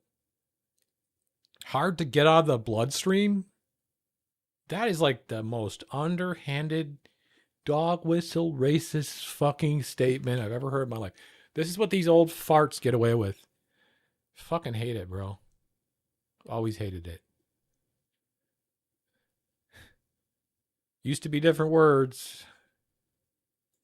Yeah, I think the Michigan Senate primary is the one to watch because so far in these primaries, they've been in really deep blue districts. So it's not really indicative that much of the party at whole, but the Senate primary in a state that President Trump won in 2016 16 in 2024 is. Also, I think Syed could win in the general election if he ends up winning the nomination. Midterms are a protest election. The electorate is frustrated right now. Presidential elections are different. That's about ideas and direction of a party and a country. So I think he could, and watch them learn all the wrong lessons from it as well. Haley? I don't think that he wins in the general, and that's because of several polls, as a Michigander myself, that show him underwater among independents by nearly 30 points. And it's because that middle that is so often neglected, quite honestly, by both parties, just cannot get on board.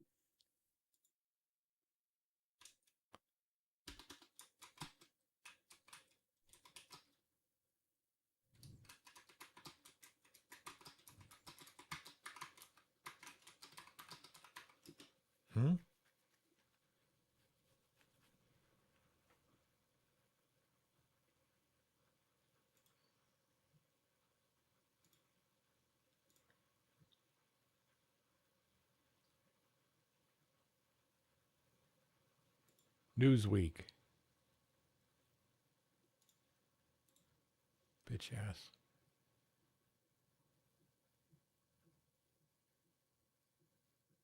$30 points? Not true. Lies. With the DSA policies. But what I'll say is this. Abdul El-Sayed doesn't have to win Michigan, and he doesn't even have to win the primary to have had a major impact on this race and on the Democratic Party in general. Because what the DSA has done. Right about that. It's like an infection. It takes over. Once people see all the goodness about it, it's different than MAGA. It's not like a cult. You don't have to believe on truths. You have to be truthful about shit and get shit done. That's what it's about. It's easy. Is it has basically forced all of the establishment Democrats, all of the so-called moderates and centrists to move only one direction, and that is further to the left. And there was a really interesting thing that happened this past weekend where Haley Stevens, who is supposed to be the more moderate Democrat in that primary, was asked, if you lose to El-Sayed, will you endorse and campaign for him? And she said, yes, I am absolutely on the team. I will do everything I can. She's a Democrat. This isn't even a hostile takeover. They're willing participants in it. They can't even defend themselves from the DSA. So who else is going to do that for them? So from what you were talking about, though, and what I'm hearing from voters, because I've been talking with many of them in the last couple of weeks, particularly as we lead into this last bit of primary season, generation, it's age. It's a generational kind of boot out the door, if you will, and ushering in. If you look at these candidates, they're much younger, in most instances, not all, than the establishment candidates, and especially those complaining about it. And much of the energy for the movement is coming from the Utes who have been infected online. I think it's a camel nose in the tent situation. So you are right. It is too late, frankly, for the whole Democrat Party because they themselves created this when they said blue is blue.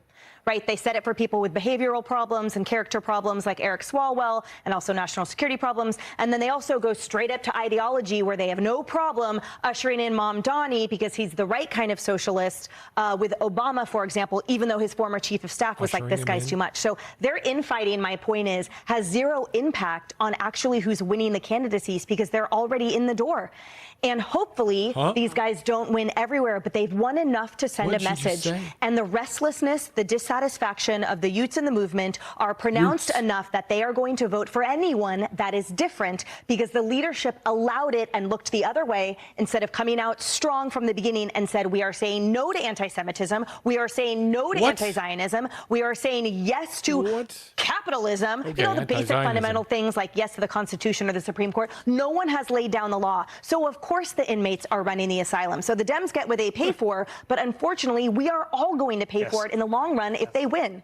Or when they win. Say, as someone who's worked on campaigns before and at campaign committees and in polling, the Democrats can't condemn the DSA right now. They need those voters. They need their base to be fired up. They need them to turn out in a midterm election. It's a base election. So they can, if they want to win in November, you know, they can't condemn these people and shove them down. They need them to show up and vote. Well, and those moderates have another problem. She's not all wrong. That money that Democrats had poured into Kamala Harris doesn't help them win anymore. She literally said the smartest thing on they the are panel. looking for something else that might work besides their dollars. And that's probably a good thing because a lot of their high donors are Jewish. And they've said no more. I mean, you look at some of them and they're saying, why would we want our dollars to go to that? it's also another interesting part of the conversation. Be sure to like and subscribe for all the Fox News latest on YouTube and catch full. Says absolutely nothing of substance. Sits in the middle on the couch the whole time, surrounded by women that are probably smarter than him. One of them acting dumb as fuck. Sorry. God. How do people still watch that? Okay, here we go. Thesis time, chat. I know you're going to be like, what the fuck? I always loved ARPGs. Some of my earliest memories were watching my older brother play Diablo 2, frightened of the little pixel demons jittering around on screen, and that love continued. A decade later, I found myself playing Diablo 3 on release with him, bouncing between Torchlight, Victor Vron, Chronocon, Grim Dawn, and more. Years later, I eagerly anticipated Diablo 4 and enjoyed Last Epoch. Today, well, back in the day, it's complicated. Diablo 4 was a profound failure, only recently after 2 full-priced expansions having become a game even worth playing. Last Epoch, while quite good, is struggling to meet the standard for live service seasonal content cadences. And Path of Exile, that's the thing.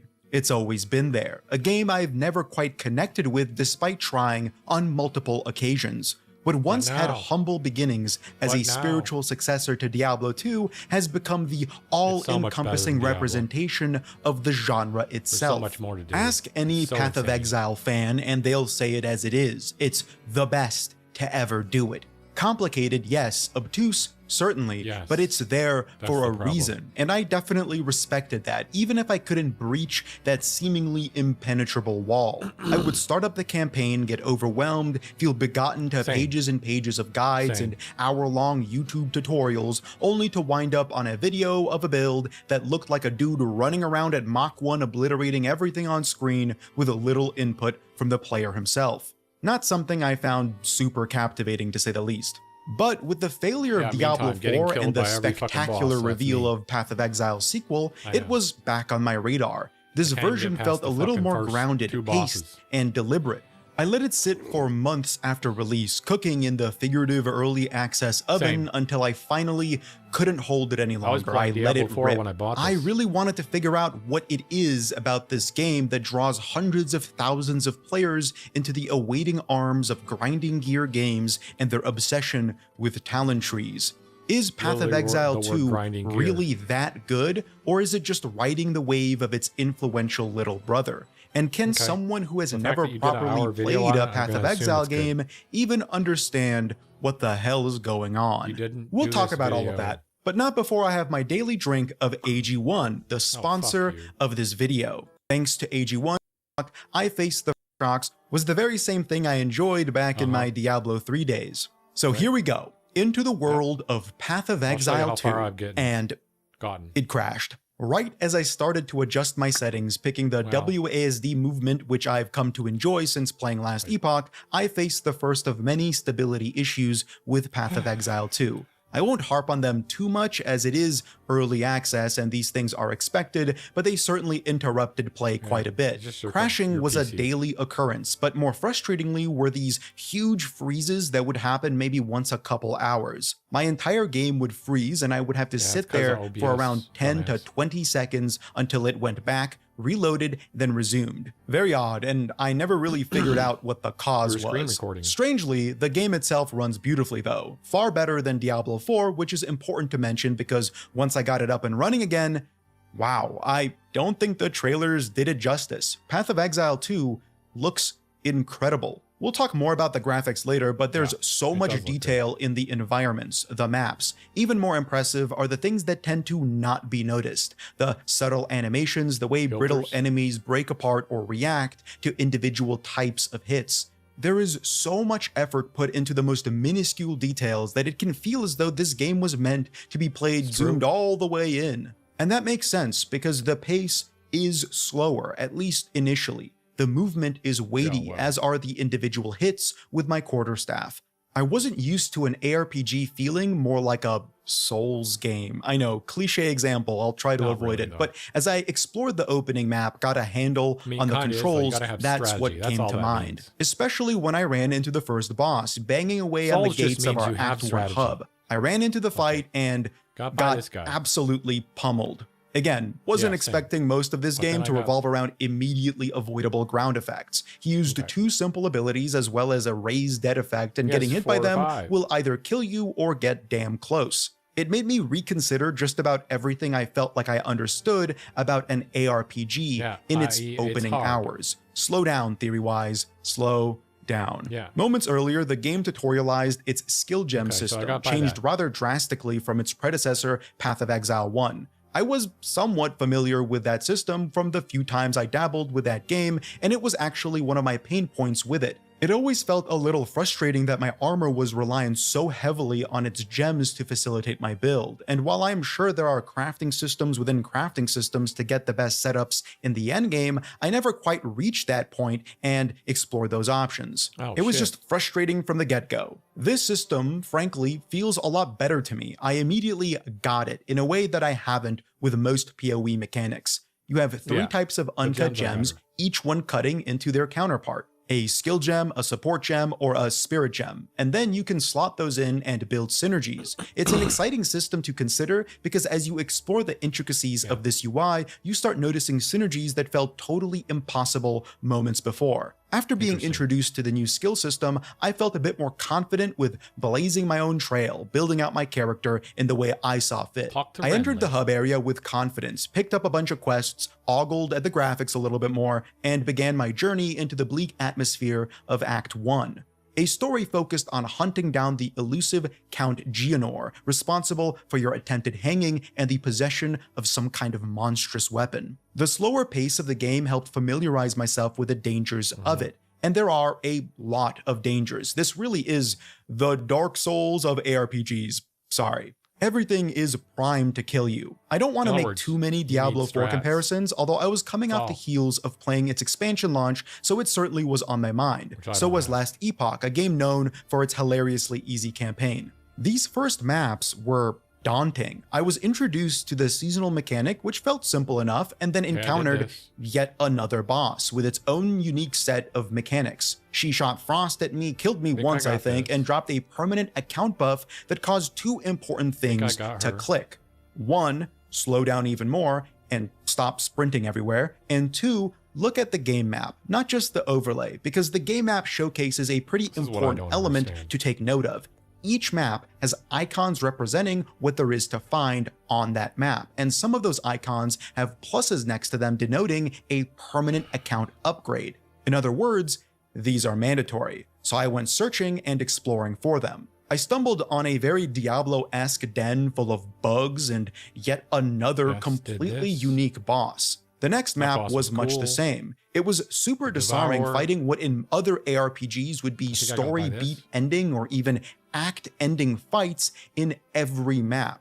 These weren't some low effort reskins, they are completely bespoke encounters framed around the setting. It was pretty crazy, and it only became more so the deeper I went. But before we get there, let's talk loot, because frankly, what's an ARPG without a compelling looting system, right? Path of Exile 2 still has that spiritual successor to D2 vibes, all kinds of little currency items that you loot and keep in your inventory or stash, which I ended up buying a bunch of tabs for. As expected, Scrolls of Wisdom were also in the game, items you use on unrevealed weapons and armor to see how they rolled. It's a bit frustrating at first lugging them around, but moments later in Act 1, you actually unlock an NPC that does it for you for free, I guess, making the entire system feel pointless. I guess the real benefit of having it is it's easier to vacuum up a lot of loot and then see what you got, rather than having to stop at every drop to examine the dictionary's worth of affixes on it. These items come in the expected tiers: common, magic, rare, and of course, unique or legendary items, as I call them, for my Diablo 3 days.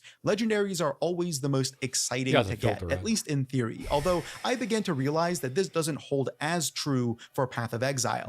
Uniques are, by definition, unique. A set of specific stats and their individual roles, as well as item-specific effects or even abilities. Sounds awesome. And many of them are awesome, but as I've discovered, sadly, totally useless. There are dozens upon dozens of unique items in the game, but only a few have any use cases at all. A bit disappointing considering how defining uniques are to ARPGs. I found countless items in PoE 2 that had so much effort put into them, totally bizarre abilities and effects, yet upon searching for their use cases, I came up with nothing. The second thing I should mention is the elephant in the room. This elephant in the room. The cosmos of a talent tree that acts as the most defining feature of Path of Exile. It'd be foolish not to replicate it for Path of Exile 2. Intimidating? Yeah, but also kind of a paper tiger. As I started to examine all the surrounding nodes and accustom myself to how they work, I realized that you're only really going down a single section of diverging paths because your class starts pointing in the direction that you ought go down. You're still making choices, and as we'll discover later on, those choices can and will make for some horrible builds, but by and large, this talent tree feels like marketing to me. You could cut off 2/3 of it, and not much would change for most players, at least early on. But knowing what I know now, there are ways to branch out into all sections of the talent tree, regardless of the class that you play. But that's a topic for another time, because I started chucking points into the minor nodes and building up to the first cool-sounding major one. Here's the thing about Path of Exile that I think it does better than any other ARPG. The ability to work on multiple elements at the same time and be excited about multiple points of progression. You're excited to level up and consider the path taken down the talent tree, as well as getting new gem drops that could unlock a new tier of skills, upgrade existing ones, or add supports that drastically transform what those skills can do. Funnily enough, this support gem system reminded me of a far deeper version of Diablo 3's talent node system. One of my buddies also chucked me a loot filter I downloaded to help highlight some of the most important drops, which in Path of Exile are the currency, not just the weapons and armor. Anyway, with that tangent aside, I continued on, map after map, slowly figuring out the first iteration of my monk's build. I was using this lightning slam that was empowered by power charges I earned by culling enemies, drastically altering the ability's appearance and damage profile. It was dope. Seeing the first empowered hit was just incredible. Certain maps also introduce you to vestigial forms of what I assume are older season mechanics, such as rituals and Vaal temples and more. It's a nice thematic introduction, especially alongside the new season's mechanic, which see you hunting down ancient ruins. I always thought it was cool how Path of Exile integrates older seasons into the core game. This consideration expands the project every few months and creates a stacking effect of systems that start to synergize together. I ventured through scorched farmlands, rain-slicked cobblestone streets, and eventually the Count's Manor, a real highlight and an exceptional bout of dungeoneering. Traditional ARPG with winding corridors and a dozen dead ends, but coded in the high-definition paint of PoE 2. Other than the insane amount of bosses that I've fought so far, I also became impressed by the enemy diversity itself. The art team hasn't only excelled at biomes and floor textures, but the care influences everything. Every map has what appears to be a couple new monsters to fight, with their own animations and damage profiles. Again, I can't emphasize this enough. The slower pacing gave me room to appreciate the effort on display. In fact, I want to go a step further and say that because it's paced more deliberately than I'm used to in an ARPG, the entire game's opening chapter felt RPG forward, if that makes any sense. It didn't feel like I'm just playing for the end game. It felt like a standard, traditional, deep RPG to explore and even get immersed in. The subtle animations, the map highlights and environmental storytelling, the voice acting, and music. These are all unnecessary to endgame blasters, but are crucial to creating a connection to the game in the first place. A first playthrough of the campaign, which isn't even completed yet, can take you between 30 and 50 hours. For a game that will be free on launch and represents this level of quality, that alone is worthy of praise, and I can't help but do so while comparing it to Diablo 4. A similar cinematic game, one clearly focused on delivering an exceptional campaign experience prior to its endgame one. On release, it was the gold standard for visual fidelity in an ARPG, and through that managed to connect players to its game world and characters. The launch story for Diablo 4 was far from perfect, but it did feel like a noticeable aesthetic step up for the genre. Path of Exile 2, I bought it. Kind of shits on it though.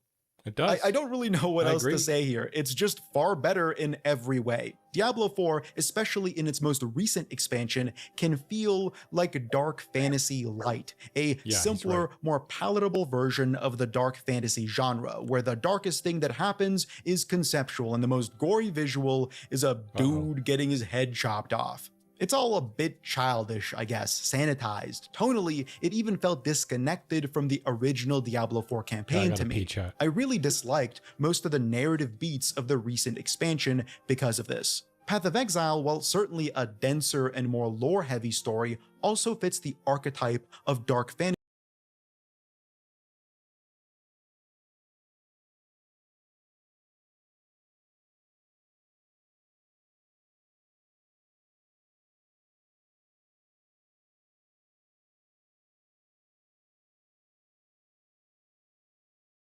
better to me. It's traditional in a way that a lot of modern games simply aren't. A peek into the past rendered in beautiful high definition, the kind of world-specific neologisms, uncaring of whether you understand what they're even referring to, creates a world that you want to understand, at least a little bit. That's part of why so many people connected to the worlds that From Software creates. By intentionally obfuscating the textual narrative, players are more inclined to read into the subtextual one and become more aware of the world around them. While Path of Exile's story has its faults, and I don't want to narrativize it beat by beat, the tone sold me so much more than its direct competitor, Diablo 4. It's dark, bleak, brutal, uncompromising, both in its gameplay, especially early on, and setting. There is no anime villain turned tragic hero. There are no redemption arcs. It just is, and that feels more tonally consistent to the game that clearly inspired it, Diablo 2. There's also a chest deep into Act 3 that you open by literally bisecting a human being. Back in the manor, I noticed a pretty big spike in difficulty, one of quite a few in the game's campaign that I'll touch on. I was getting blasted, not doing the blasting, and that allowed me to reconsider my build and the items I'm wearing. Eventually, after a couple blood-soaked floors and a peek into the basement, I finally made the last descent and came face to face with Count Geonor. If you even haphazardly paid attention to the story up until now, this confrontation was earned, but also subverted, as he wasn't the mastermind behind the whole affair. In fact, he was influenced by an entity as old as time. That good pussy. The first act boss sets the narrative tone for the rest, and that's why I want to focus on it. Each final fight sees someone being heavily influenced by Countess Oriana, who ends up betraying them during the fight, making for a funny if a little cathartic moment. The fight itself is also my favorite one in the game. It comes at the perfect time, before your build has really switched on and you can annihilate all enemies in a matter of seconds. It goes on long enough to allow everyone to appreciate the effort, the incredible soundtrack, telegraphed animations, phase transitions, and voice acting. This phase transition where mist descends on you and the Count, now transformed into some kind of Bloodborne-inspired Ludvigian monster, dissolves from sight, took quite a while to understand, because these ads would pester you, yes, but the Count would charge from the mist, doing loads of damage and stunning you. It was kind of impossible to react in time until I realized that he's reciting a poem during this phase, and you can predict his charge by waiting for a beat after each line. I don't have much of an analysis to say here, it's just cool as fuck. It's fucking sick. Like, what else is there to even say? Anyway, after a few attempts, I finally got him, and like a rabid dog, saw him be put out of his misery by our black-robed friend, only to be quickly into the Act 2. I won't give a beat-by-beat play of each act because that would make this video like 4 hours long, but the second act is your traditional ARPG second act, Desert Zone. One I kind of saw coming, but was excited to see how it really unfolded with the kind of artistic talent the GGG team has. How do you diversify such a one-note biome? I explored a small precursor zone that led up to unlocking the new hub area, and oh my god, what an area. This has to be one of the most inspired visuals in the game, a gigantic caravan pulled by hundreds of slaves bound by golden hooks dug into their backs. It's such a tone setter and once more gets the dark fantasy vibe across perfectly. You are morally aligned with slavers here, and that's just the way the cookie crumbles in Rayclast. The game has never felt more 70s pulp fantasy than right here, especially with characters like Asala, who feels ripped straight from the unreleased like we said earlier, to if she can get like a super wide margin in Wayne County, which is, you know, I mean, Detroit, Wayne County, like that's 20% of the vote overall, I think, or 22% of the vote overall, like the total vote overall. It would make Abdul's chances a lot worse. So once again, I say stop the count, stop the count, stop the count. But right now it's 51% at 210,748 votes for El Sayed and 45% at 187,917 for Haley Stevens. Check Will Lawrence is getting close. Are mail-in ballots usually cast by younger voters? No. There are no rural voters in Wayne County. What? Yeah. No, I'm not talking about Wayne County when I say rural. Bro, why are you so close to my face, David? What is happening? The microphone seemed, for some reason, was struggling. Oh, okay. Yeah, there's a bad result that came out of Midland, it seems. Are we winning or not? Ellis Bates. Wait, where Tell the me, fuck Hasan. is this? What? Are we winning? Oh my chat. Very poor result for El Sayed in Midland. Stevens is winning the election day vote there by nearly 20 points, while El Sayed carried the early vote by roughly the same margin, plus 24. Huh? Oh. It's the fan. What? Don't worry about it. It's fixed. Oh, you were picking up outside noises? Yeah. I just had to turn on phantom power. El Sayed hit his marks early in Kent County and Washtenaw, while Stevens was only decent in Oakland. But Stevens run very well across rural and small town Michigan over the past 45 minutes. My current read says Zachary Danini is El Sayed +8, but uncertainty was so little from Wayne. So that's the real problem here, is that Wayne County will be the decisive factor here. The black vote will literally be the decisive factor in this race. Let's go, obviously, black Haley Stevens voters. is expected to win the black vote, or the Wayne County vote in general, but by how much? Meanwhile, I think Donovan is doing pretty well. Hell yeah. Okay. Midlands were Dowways. I'm not surprised by that. Oh yeah, that makes sense. Look, let's just say you don't want to be relying on that. Like that's not a very good situation to be in, if we're being honest, for Abdul Sayed, but I don't think it's going to get there, so it's fine. Meanwhile, here's some good news. Donovan McKinney, who I stumped for literally super aggressively in the last couple of days, with 7% of the expected votes in, Donovan McKinney is actually in a almost 20-point lead over the incumbent Shri Tanadar.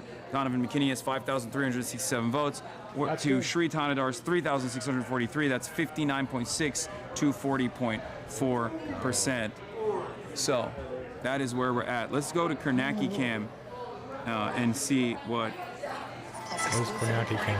Karnacki is saying. Dude, you should be able to control your PC from here. The environment at Haley Stevens camp is not great, by the way. These are the big population centers here. Really big numbers for her down in Wichita, where All he would need is his laptop. Dog, we don't care about Kansas. We don't care about Kansas. Come on. And the Republican side, Ty Masterson, endorsed by Trump. This is the story we've seen in so many Republican primaries. Trump endorses. Trump gets his candidate in Kansas. On the Democratic side, I think you said, Boomer Kelly, Democratic governor, sided with Corson in this, does not get her candidate. Which is so interesting, because she has gangbusters popularity in the state of Kansas. I mean, I think she's one of the top 10, most popular, like highest approval rating governors in the country, and had thrown that weight behind Ethan Corson, who was very happy to talk about that when he was on the campaign trail. The other piece of this too, you know, Kansas hasn't elected a Democratic senator, I think, since the 30s, but it is one of 5 states that is represented by a Democratic governor, in the state that Donald Trump ended up winning, Steve. So there does seem to be some interesting dynamics at play. I feel like if the theme of the night is you can't paint with a broad brush, right? Like this maybe is part and parcel. Yeah. Yeah, I mean, look, I think one thing we've seen is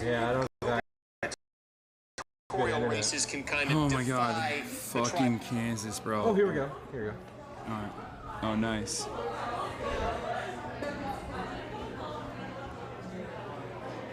Phone stream. Why is it so close? I don't want to stress. I'm from Wichita, Kansas, and I care about this. Okay, but we're in fucking the headquarters right now in Michigan. This is the race. Sanders talking about you. Hold on, I'll pull it up on my own. Here, someone send me the link to Bernard talking about me. David, step back. All right. That's what they're saying. Why are you so close? I'm sorry. What is happening? I got feedback to be closer. Wait, what do you mean? Because you can't hear or something? No, just in general, to be closer. But maybe I got one guide. Very controversial streamer Hasan Piker was at one of El Sayed's final events. The two did a stream together, a fairly lengthy stream. I know that you've spoken to Hasan Piker in the past, but are you comfortable with El Sayed having a close association with him, given some of his past statements? To give you an example, one of the more controversial ones is that Piker has said America deserved 9/11. Are you comfortable with that association? I am not. I think that's a dumb statement. On the other hand, he has a whole lot of followers and there's a lot of things that he's saying that are making sense to a lot of people. I think, we have to get above cancel culture. When you're doing radio, whatever they do, podcast, radio. You say dumb things. I suspect if you go back over your career, there may be one Radio, whatever they do. and you may have regretted. I don't know. But I think what we have got to do is look at the totality of where people are coming from and go forward. Here with Joe. Yeah, Joe Lozier out of Region 1. Yeah. That is fucking... That is so funny. That's hilarious. That is hilarious. That is... I don't know what to say about that. Oh my God. That's Burn Dog, man. What? Oh, Chaz Frozen is fine. Thank you.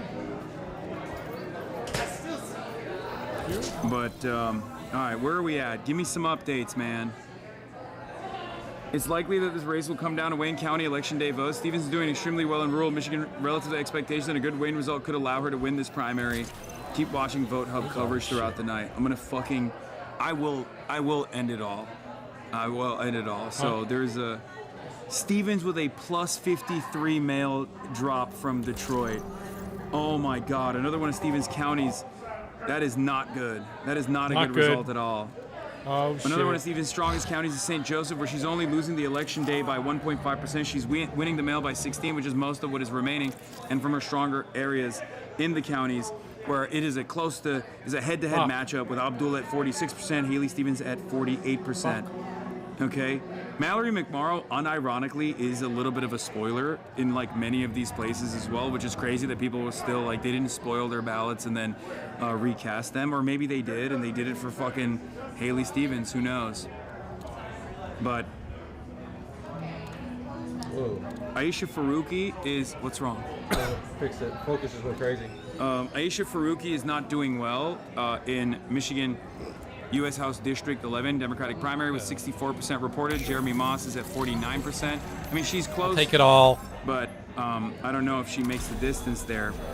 Also, with 16% reported at Michigan's U.S. House District 7 Democratic primary, William Lawrence is still at 41.9%. Bridget Brink is actually at 30%, and Matt Mazdam is at 27.9%. This is one of those races where both of the establishment Democrat candidates actually tried to outcompete one another. And because they tried to outcompete one another, that ended up opening a free lane for... Yeah, that's a problem. opening a free lane for Will Lawrence. Can't take it with you. You gotta wait. But yeah, Abdul Al-Sayed is hitting his margins pretty much everywhere across the state, but it's not enough to call the race, unfortunately. Especially not without more votes from Wayne County. But we shall see what happens when Wayne County results keep getting dumped. And unfortunately, that big dump that I just gave you guys, the Stevens plus 53 male Detroit, that number is devastating, and it turns it into an actual competitive race. All of a sudden,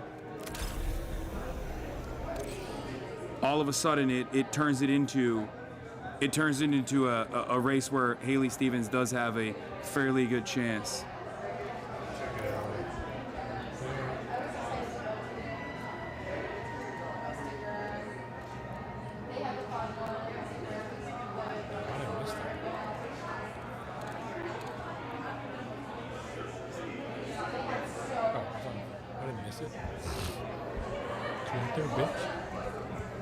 Yeah, Haley Stevens is outperforming.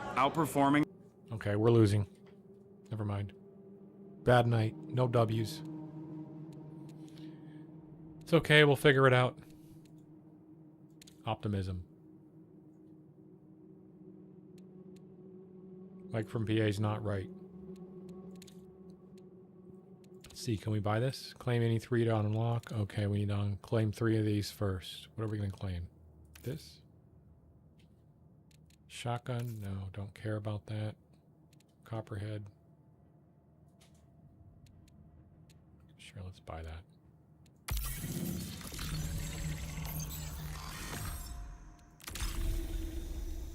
Accept. And then...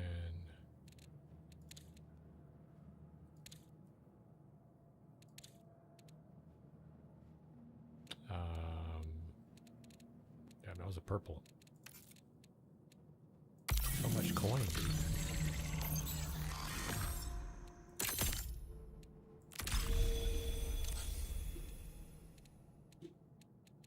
Silk, I mean. Got so much silk. Okay, that's 3.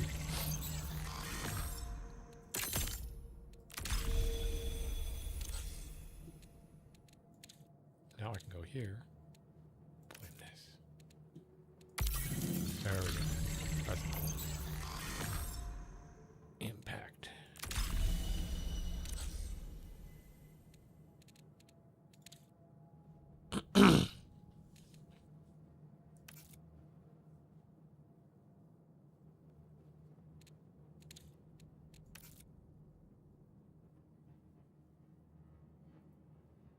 Please.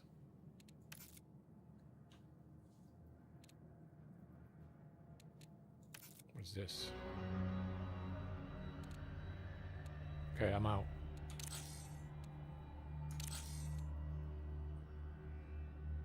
Now what?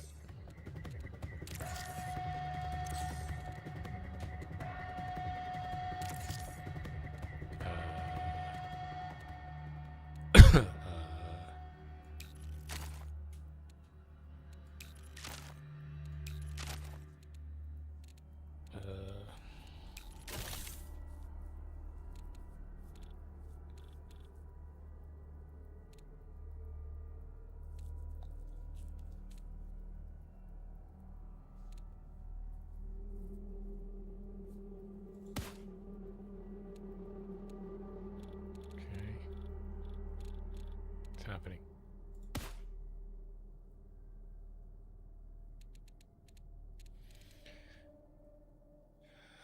I was like, where's the fucking special? Oh, I got this gun. Nice. Volley rifle? Oh. Dude, nice. Here we go.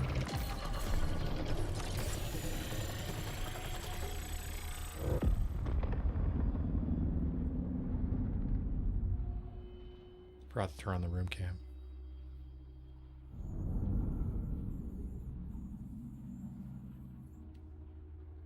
Oh, I gotta shut down this. That's gotta go. I can't have 2 games playing. That's what the problem was. Yes. Quit. Thank you.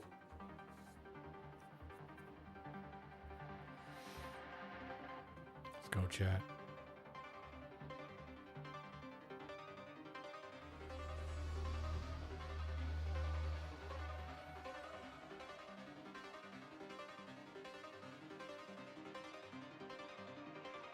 Nope, no W's, no smiles.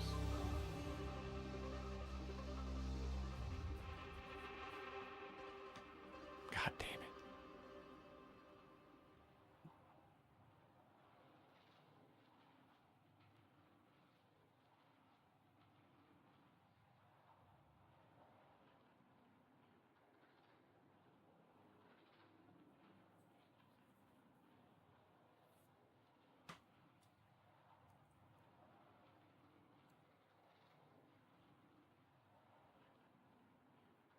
Even harder then. We're going to push harder.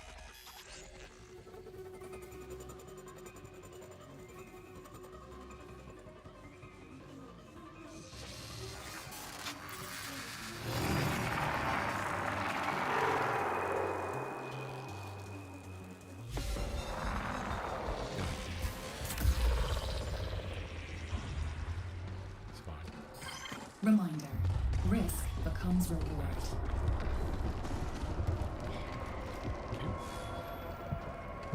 Can I get further today, please? It'd be nice if I could get further. I'm playing trios, but I never see anyone.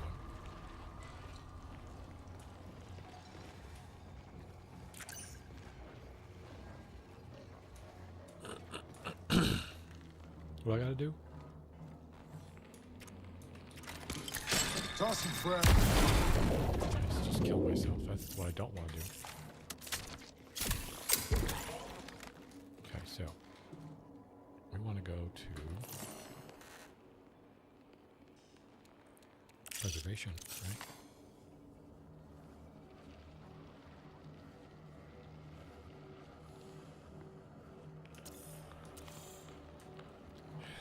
Like I know what to do, I just can't get there.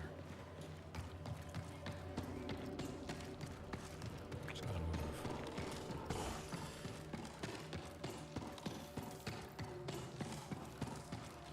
The only way? Oh, this is like the spawn. The fuck? Every time? It's gonna be the same. I see. Okay.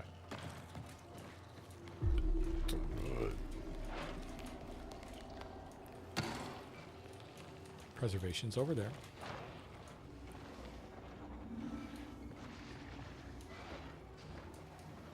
Simply need to make it. Over there.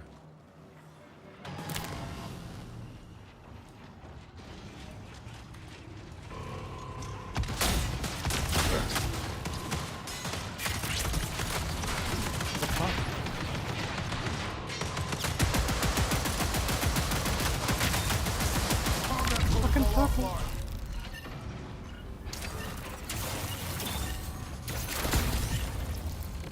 Fucking the purple's right here. God damn it. Hello?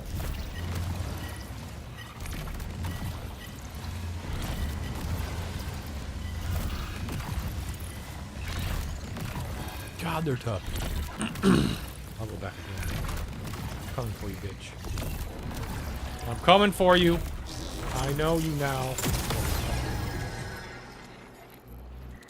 There's no one else in this game. What the hell's happening?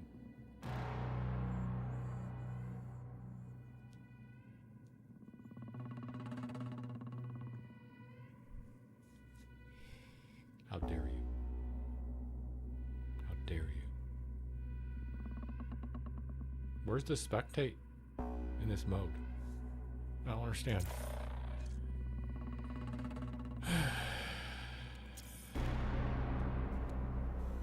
I want to see other players. Fuck. I'll show you eliminated, bitch.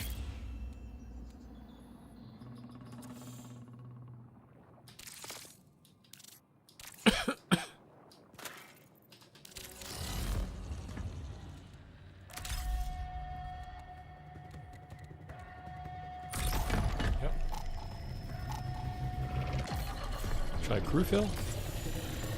What? I must crew fill it, huh? Why am I not crew filling? What's it do? Just put you in trios when you're a single player with no one else? Don't understand. So confused.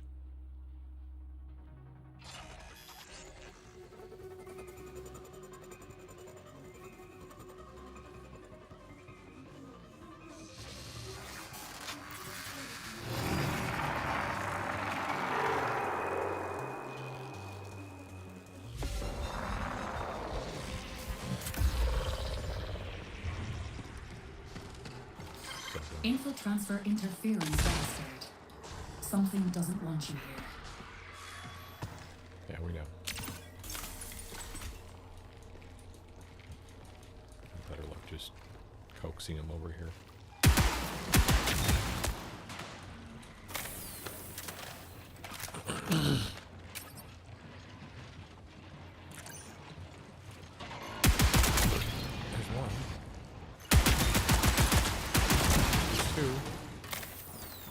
Heal up.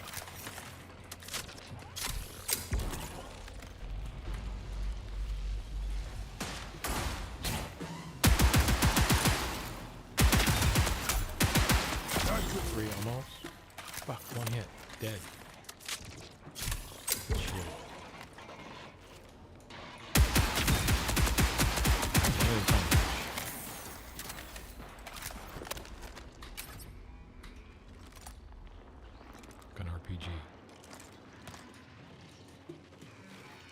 The thing is, this is like, you gotta realize this is like an RPG. I mean, an extraction RPG, kind of.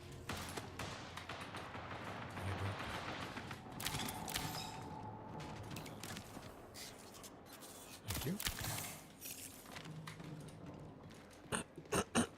Gives you something at least.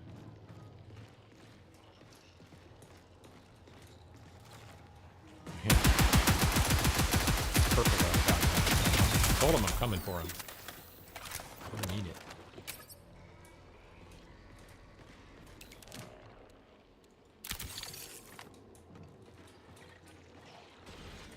Let's heal up.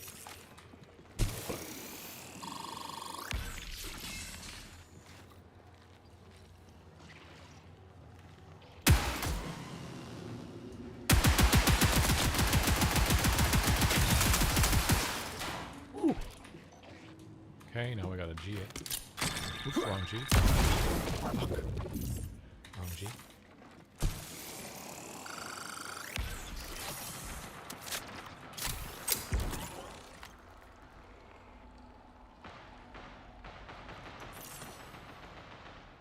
Oh, wrong Jesus. Swap that. Ammo stock on me. Seem to have a button for that. Okay, I have the Genera Room Cryo Archive 2 key. Alright. That's cool.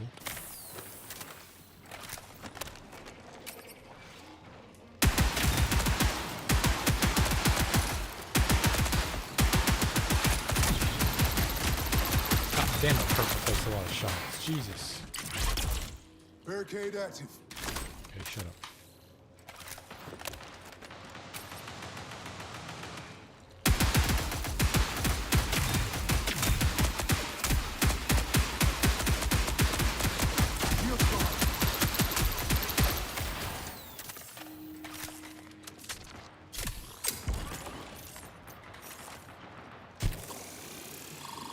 Go, chat. W.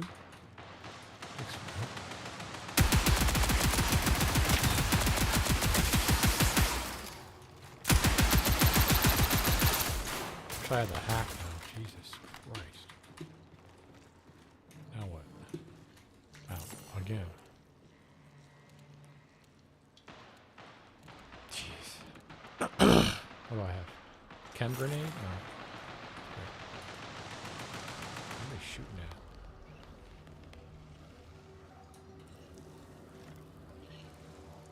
What are they shooting at? we'll get ammo up there now.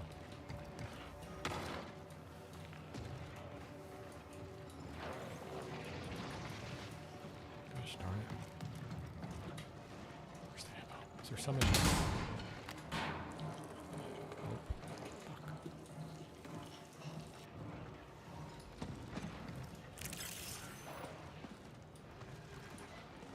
Q. I could Q it. Destroyer system active. What does that do?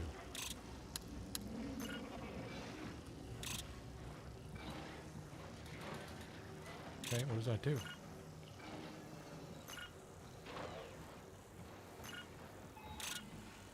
Oh, I gotta. Don't move, bitch. Get him! Huh? Okay, I guess I don't know how that works.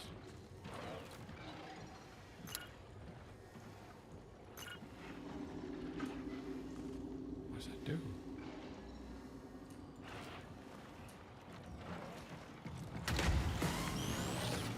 Run, bitch.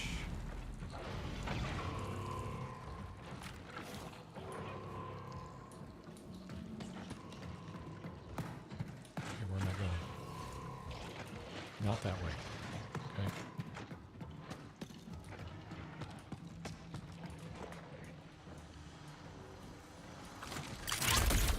Holding ground. Ammo? Ammo? Wrong kind.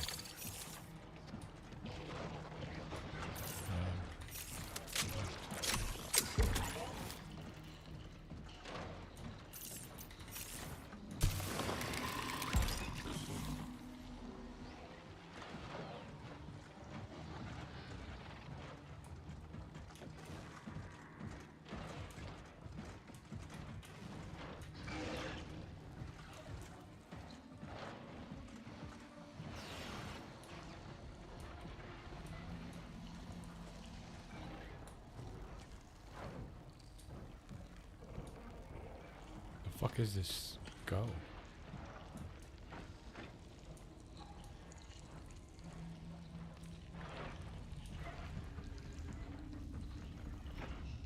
That way, I guess.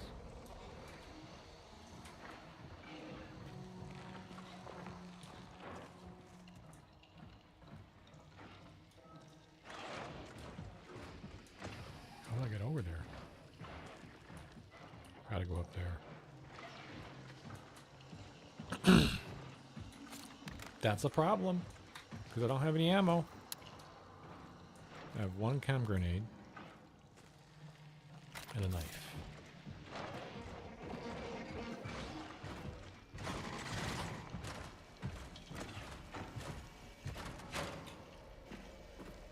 It's right there, right?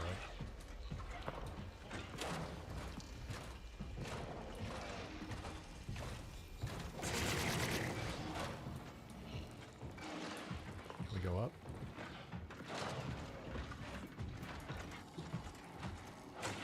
Avoid him. We can take him. We can take him.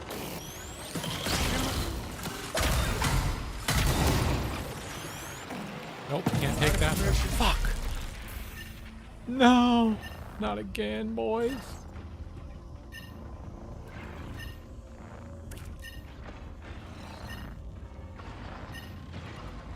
Who's this cloaked motherfucker?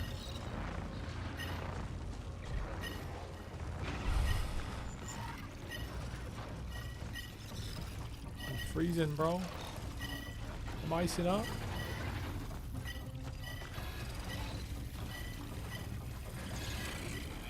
Oop. I'm never gonna make it to the center.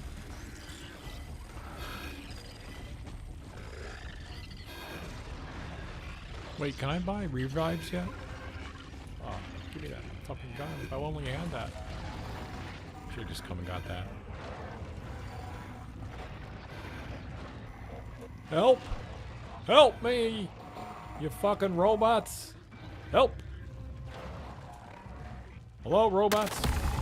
Hello? Fucking scout.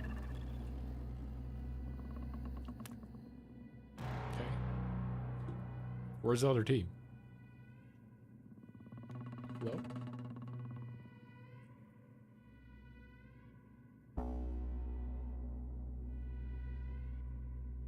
Huh. Guess I'm by myself again in this game. Holy shit, my CPU's at 91 Celsius? Alright, that's not good.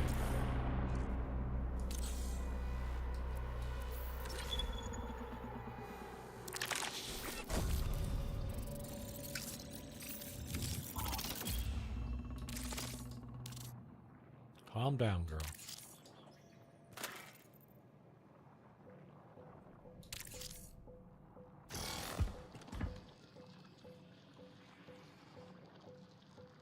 Come on, you don't gotta go 90 Celsius, do you? GPU's at 100%.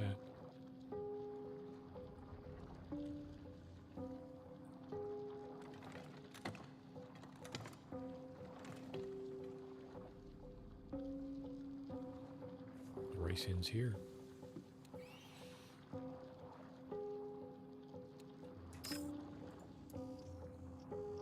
Hey.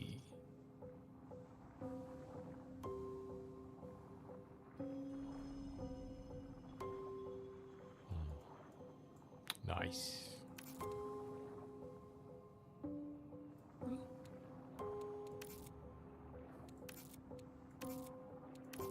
Worth 1,600.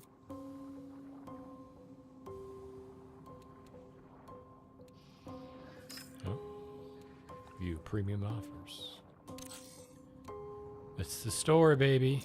Oh, I got a message. Thank you. Weapons. Increase from 12. Fuck, they even increased the weapons. Fucking gun still sucks. Can't kill nothing with it. Weapon sticker. Okay, so that's premium shit. Nice, thanks guys.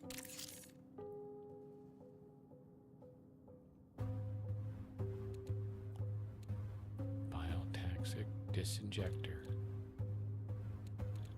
That's right, it's a shit sprayer.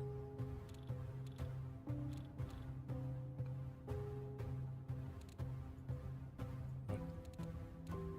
Where? Oh, huh? Oh, here.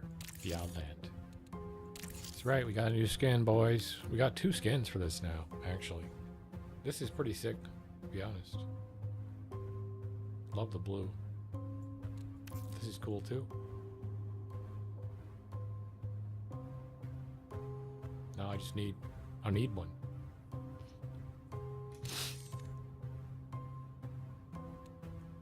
Now I just need one. Plenty of charms. Equip.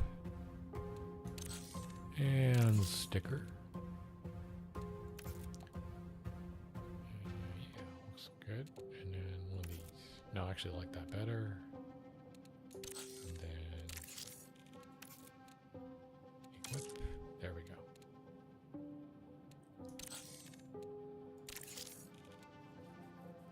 This one is okay.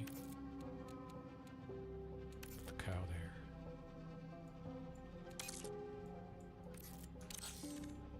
There we go. Little happy cow there.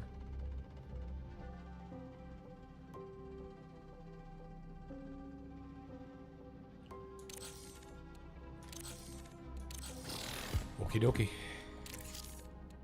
Gotta watch new stuff here. Check.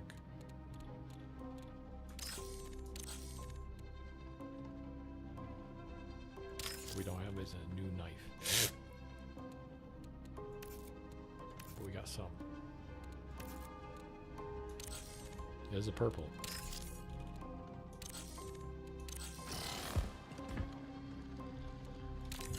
Hey, we try again. It's only till the 18th. At least get, you know.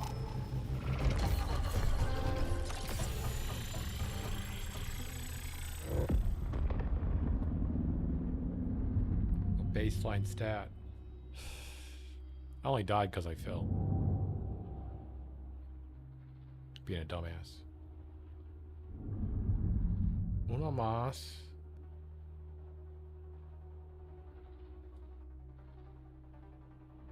I'm gonna have to pull these out.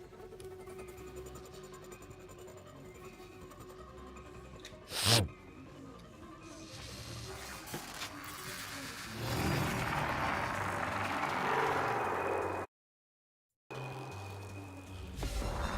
That's right, you're gonna have to hear my feedback now. Reminder, the UESC Marathon has been abandoned for a century. No one will miss what you collect. Thank you. You don't always start in the same spot.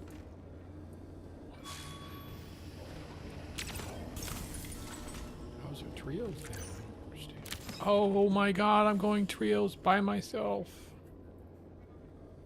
Why would you do that? For extra hard difficulty? Dumbass. What am I doing?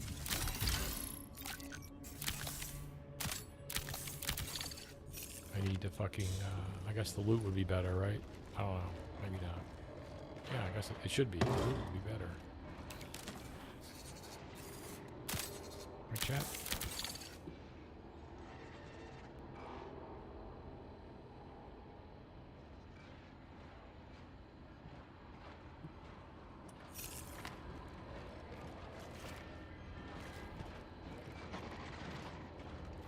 Listen to the machine sounds.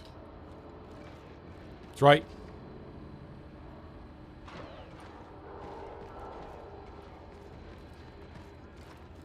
Where do we gotta go?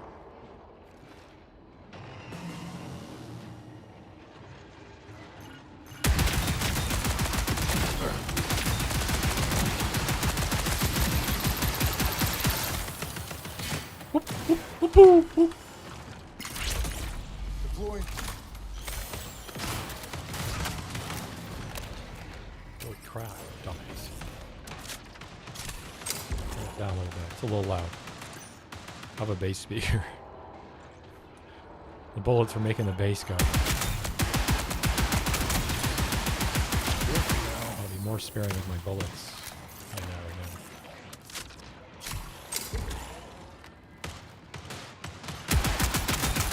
I don't see a purple right now. I better heal.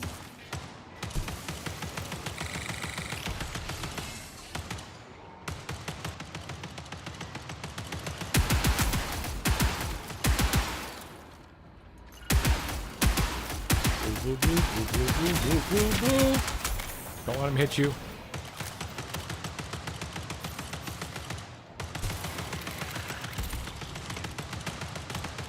Yeah, they got a red light for a reason.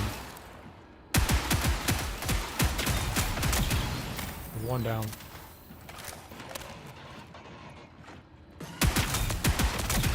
Two down.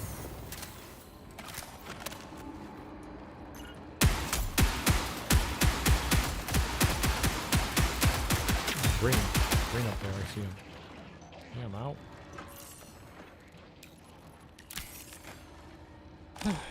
Load up, bitch. There's my first fucking Ammo stuck on me. Barricade ready. Okay, you just deploy it. And then you die.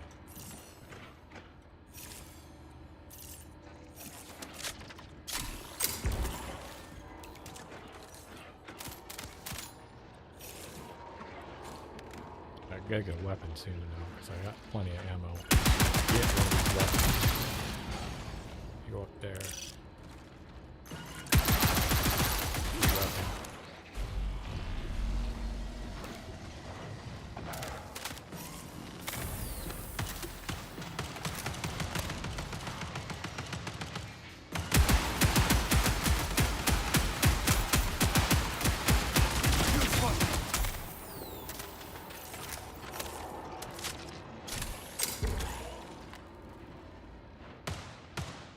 Why'd I reload?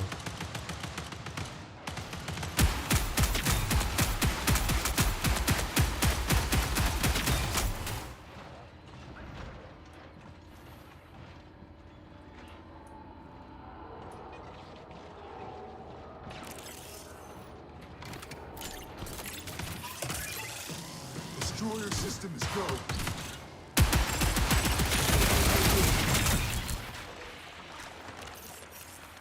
What is this? How do you use that? I'm dying over here.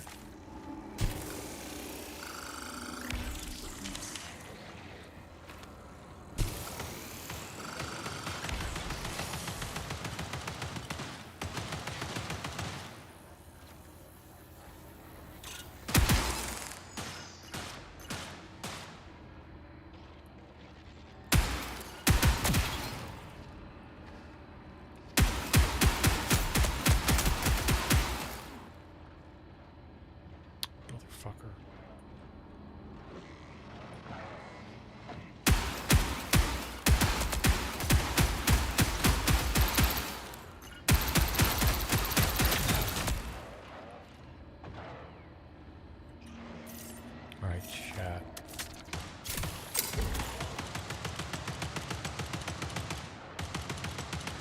Damn.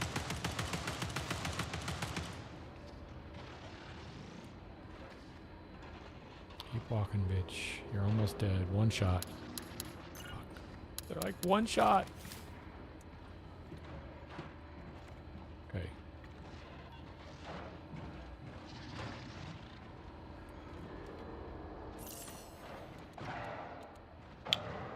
Got all this ammo, I can't use it. Okay, we just need a jet. Frag out.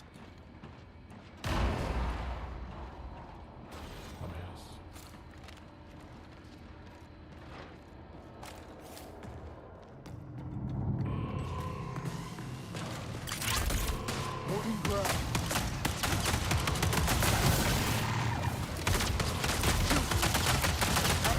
Fuck, I didn't use my knife. I couldn't use my knife. What the hell? Fuck the fucking shield. What? This game. Okay, I'm done with this game. That's it.